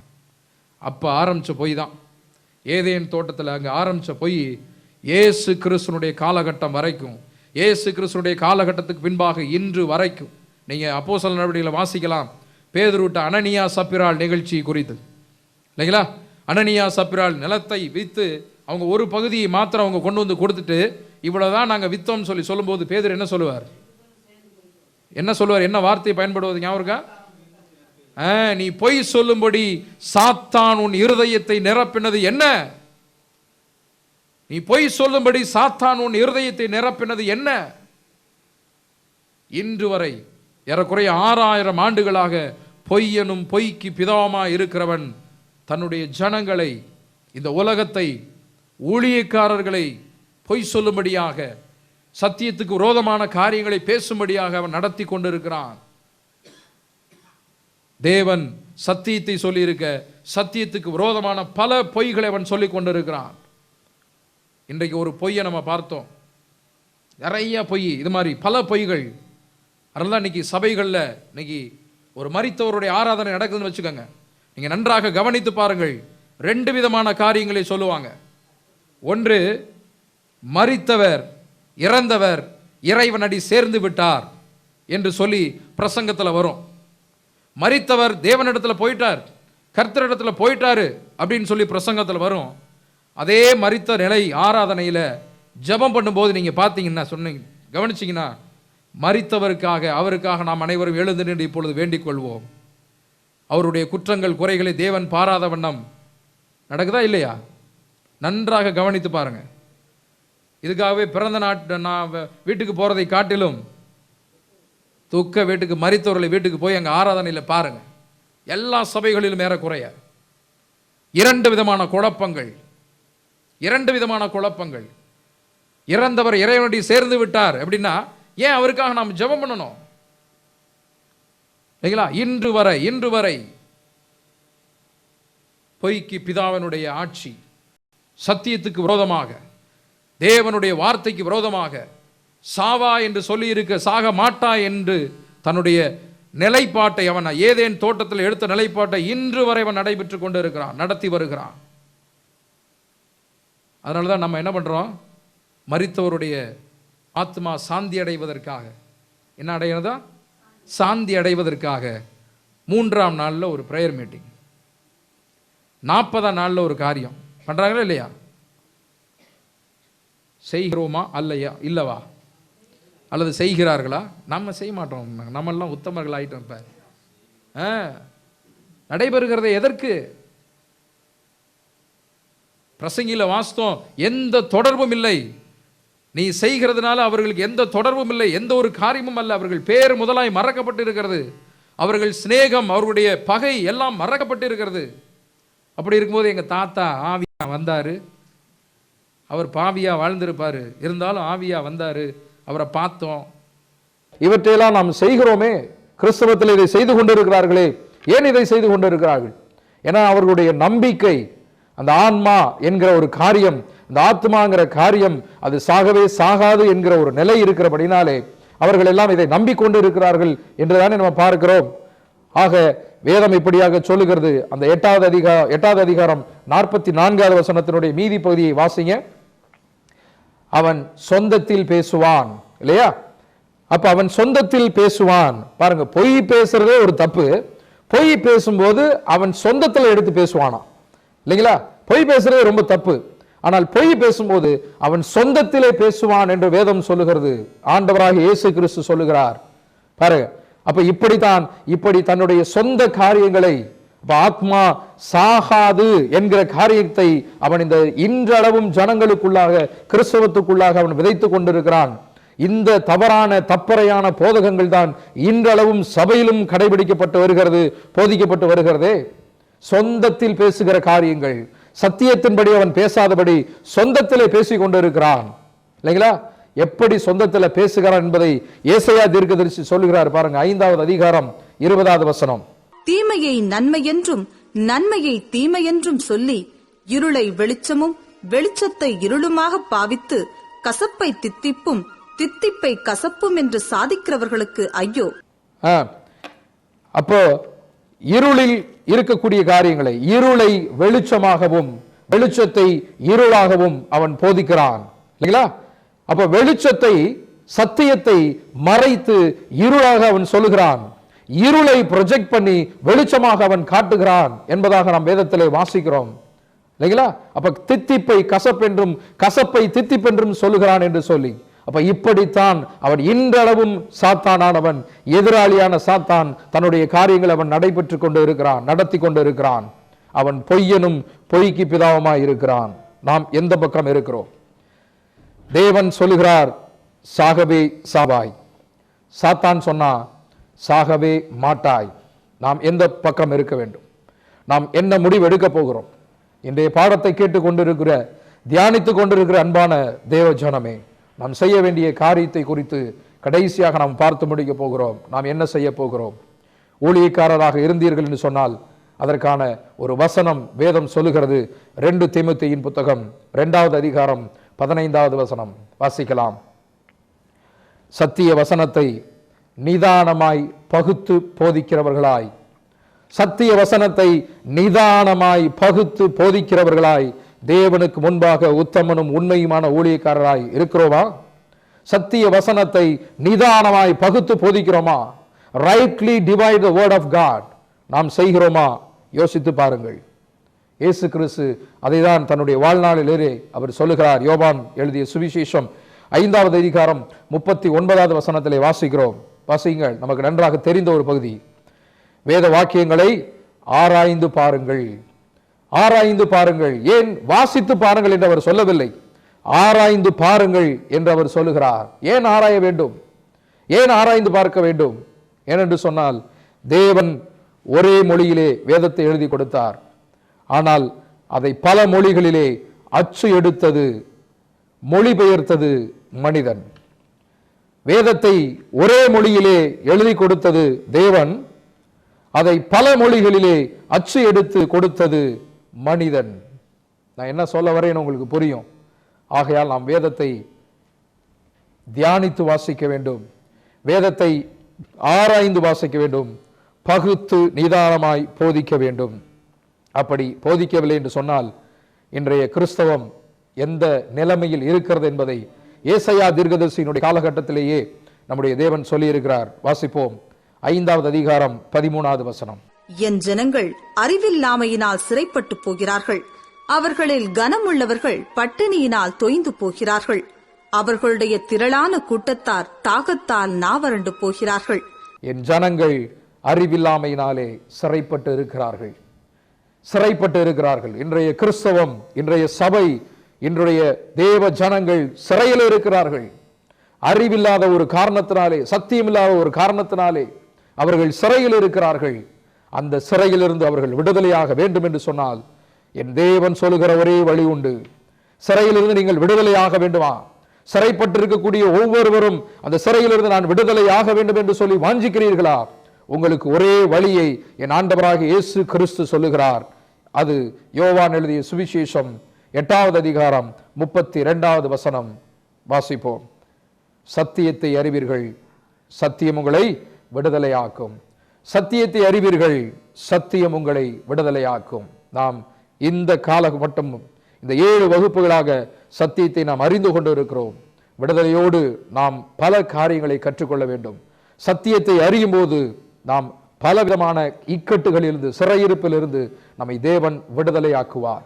அப்படி விடுதலையோடு கூட நாம் நம்முடைய வேலைகளை செய்ய, நாம் தேவனுக்கு உத்தமமும் உண்மையுமாக இருக்க, தேவ ஜனமாக ஆளுகை செய்கிற கூட்டமாக மாற தேவன் நமக்கு தொடர்ந்து கிருபை தருவாராக.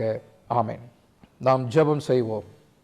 எல்லாரும் ஒருமனப்பட்டு தேவனை நோக்கி பார்த்து, இன்றைய நாளிலே நாம் கற்றுக்கொண்ட சத்தியத்தின் அடிப்படையிலே, சத்தியத்தை அறியுங்கள், சத்தியம் உங்களை விடுதலையாக்கும் என்ற வேத வசனத்தின் அடிப்படையிலே தேவனை விடுதலையோடு நாம் ஆராதனை செய்ய, விடுதலையின் ஜனங்களாக, விடுவிக்கப்பட்டவர்களாக நாம் வாழ தேவனிடத்திலே கிருபைகளை கேட்போம். எங்களை நேசித்து வழிநடத்தி வருகிற எங்கள் அன்பான பரலோக பிதாவே, இதோ இந்த ஆசீர்வதிக்கப்பட்ட இந்த மாலை வேளைக்காக நாங்கள் நன்றியோடு உம்முடைய சமூகத்துக்கு வருகிறோம். அப்பா, உம்முடைய திருக்குமாரனாகிய இயேசு கிறிஸ்துவின் மூலமாக எங்களுக்கு கொடுத்திருக்கிற இந்த விலையேறப்பட்ட சத்தியத்திற்காக நன்றி செலுத்துகிறோம். கடைசி காலங்களிலே வாழ்ந்து கொண்டிருக்கக்கூடிய எங்களுக்கு தேவரீர் நீர் உம்முடைய திருக்குமாரன் மூலமாக கொடுத்திருக்கிற இந்த விலையேறப்பட்ட பொக்கிஷத்துக்காக நன்றி செலுத்துகிறோம். அப்பா, மக்கள் நாங்கள் நன்றி செலுத்துகிறோம். உடைய பாதம் பணிந்து நாங்கள் நன்றி செலுத்துகிறோம். அநாதைகளாய், தகப்பன் இல்லாதவர்களாய், தேவனற்றவர்களாய் இருந்த எங்களை நீர் உடைய கிருபையினாலே, உடைய திருக்குமாரனுடைய இரத்தத்தாலே எங்களை கூட்டி சேர்த்து எங்களுடைய பிள்ளைகளாக, சொந்த குமாரனாக, குமாரத்தியாக மாற்றி உடைய பொக்கிஷங்களை, மறைபொருள்களை, ரகசியங்களை எங்களுக்கு வெளிப்படுத்தி கொண்டிருக்கிறீர்கள். அதற்காக நன்றி செலுத்துகிறோம். இதோ இன்று நாங்கள் கேட்ட இந்த வேத பாடத்தை இன்னும் நாங்கள் தியானிக்க, சத்தியத்தை அறிவதனாலே நாங்கள் விடுதலையோடு வாழ, இன்னும் அநேக காரியங்களை உடைய கிருபையினாலே, உடைய ஆவியின் பலத்தினாலே நாங்கள் கற்றுக்கொள்ள எங்களுக்கு கிருபை தர வேண்டுமாய் ஜெபிக்கிறோம். கூடி வந்திருக்கிற செய்தியை கேட்ட ஒவ்வொருவரையும் பேர் பேராய், குடும்பம் குடும்பமாய் நீர் ஆசீர்வதிப்பீராக. உடைய நாமத்தை மகிமைப்படுத்திக் கொள்வீராக. தொடர்ந்து எல்லா காரியங்களையும் நீர் பொறுப்பு கொள்ளும். நீரே மகிமைப்படுவீராக. துதி கன மகிமை உமக்கு செலுத்துகிறோம். இவை எல்லாவற்றையும் எங்களுக்காக மரித்து உயிர்த்து மீட்டெடுத்த இயேசு கிறிஸ்துவின் இனிமையான நாமத்தில் ஜெபத்தை ஏறெடுக்கிறோம் எங்க நல்ல தகப்பனே. ஆமேன், ஆமேன். கிறிஸ்துவுக்குள் அன்பானவர்களே, நம்ம இவ்வளவு நேரம் நம் இந்த ஆத்மாவை குறித்து, ஆத்மாவினுடைய காரியங்களை குறித்து, வேதாகமம் சொல்லுகிற ஆத்மா என்பது என்ன, பரிசுத்த வேதாகமத்தின் மூலமாக ஆத்மாவினுடைய நிலை என்ன என்பதை குறித்தெல்லாம் நாம் தெளிவாக பார்த்திருக்கிறோம். இது உங்களுக்கு எல்லாம் மிகவும் பிரயோஜனமாக இருக்கும் என்று சொல்லி நாங்கள் விசுவாசிக்கிறோம். இது ஒரு புதிய காரியம், இந்த புதிய ஒரு சிந்தனை இது நேற்று வந்ததல்ல, இது எங்களுடைய டீமினாலே வந்ததல்ல. இது 2000 வருடத்திற்கு முன்பாகவே பரிசுத்த வேதாகமத்திலே கொடுக்கப்பட்ட சத்தியம்.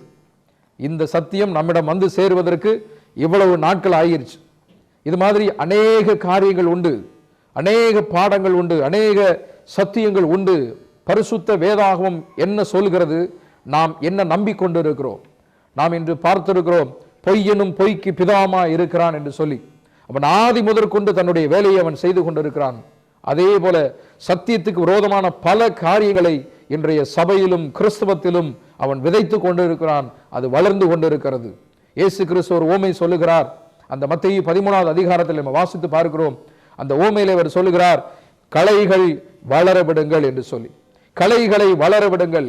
ஒரு எஜமானிட்ட வந்து சொல்றாரு, ஐயா நல்ல விதைகள் தானே போட்டோம், களைகளும் வளருகிறதேன்னு சொல்லிட்டு. அப்போது எஜமான் சொல்லுகிறாராம், களைகளை வளர விடுங்கள், அறுப்பின் காலம் வரும் என்று சொல்லி. அந்த காலம் இன்று வந்திருக்கிறது. அந்த அறுப்பின் காலம் இன்று வந்திருக்கிறது என்று நீங்கள் விசுவாசிக்கிறீர்கள் என்று சொன்னால், அதை ஏற்றுக்கொள்கிறீர்கள் என்று சொன்னால் எங்களோடு தொடர்பு கொள்ளுங்கள். இதுபோல அநேக பாடங்கள் உண்டு. ஆத்மா என்ன ஆகும் என்பதை பார்த்தோம், என்ன நிலை என்பதை பார்த்தோம். அதற்கு பின்பதாக நரகம் என்பது என்ன, இல்லைங்களா? அப்ப ஐஸ்வர்யவான் லாசர் மரித்து வந்த பின்பு அவர்கள் பேசினதை போல ஒரு ஓமை இருக்கிறதே, அவர்களுடைய நிலை என்ன, இயேசு கிறிஸ்து என்ன நோக்கத்திற்காக அந்த ஓமையை அவர் சொல்கிறார் என்பதை குறித்த பாடங்களோ அல்லது மற்ற எல்லா பாடங்கள், அநேக பாடங்கள் உண்டு. இந்த பாடங்களை எல்லாம் தொடர்ந்து கேட்க வேண்டும் என்று சொல்லி உங்களுக்கு ஆவல் வந்திருக்கும். அந்த ஆவல் உள்ளவர்கள் எங்களோடு தொடர்பு கொள்ளுங்கள்.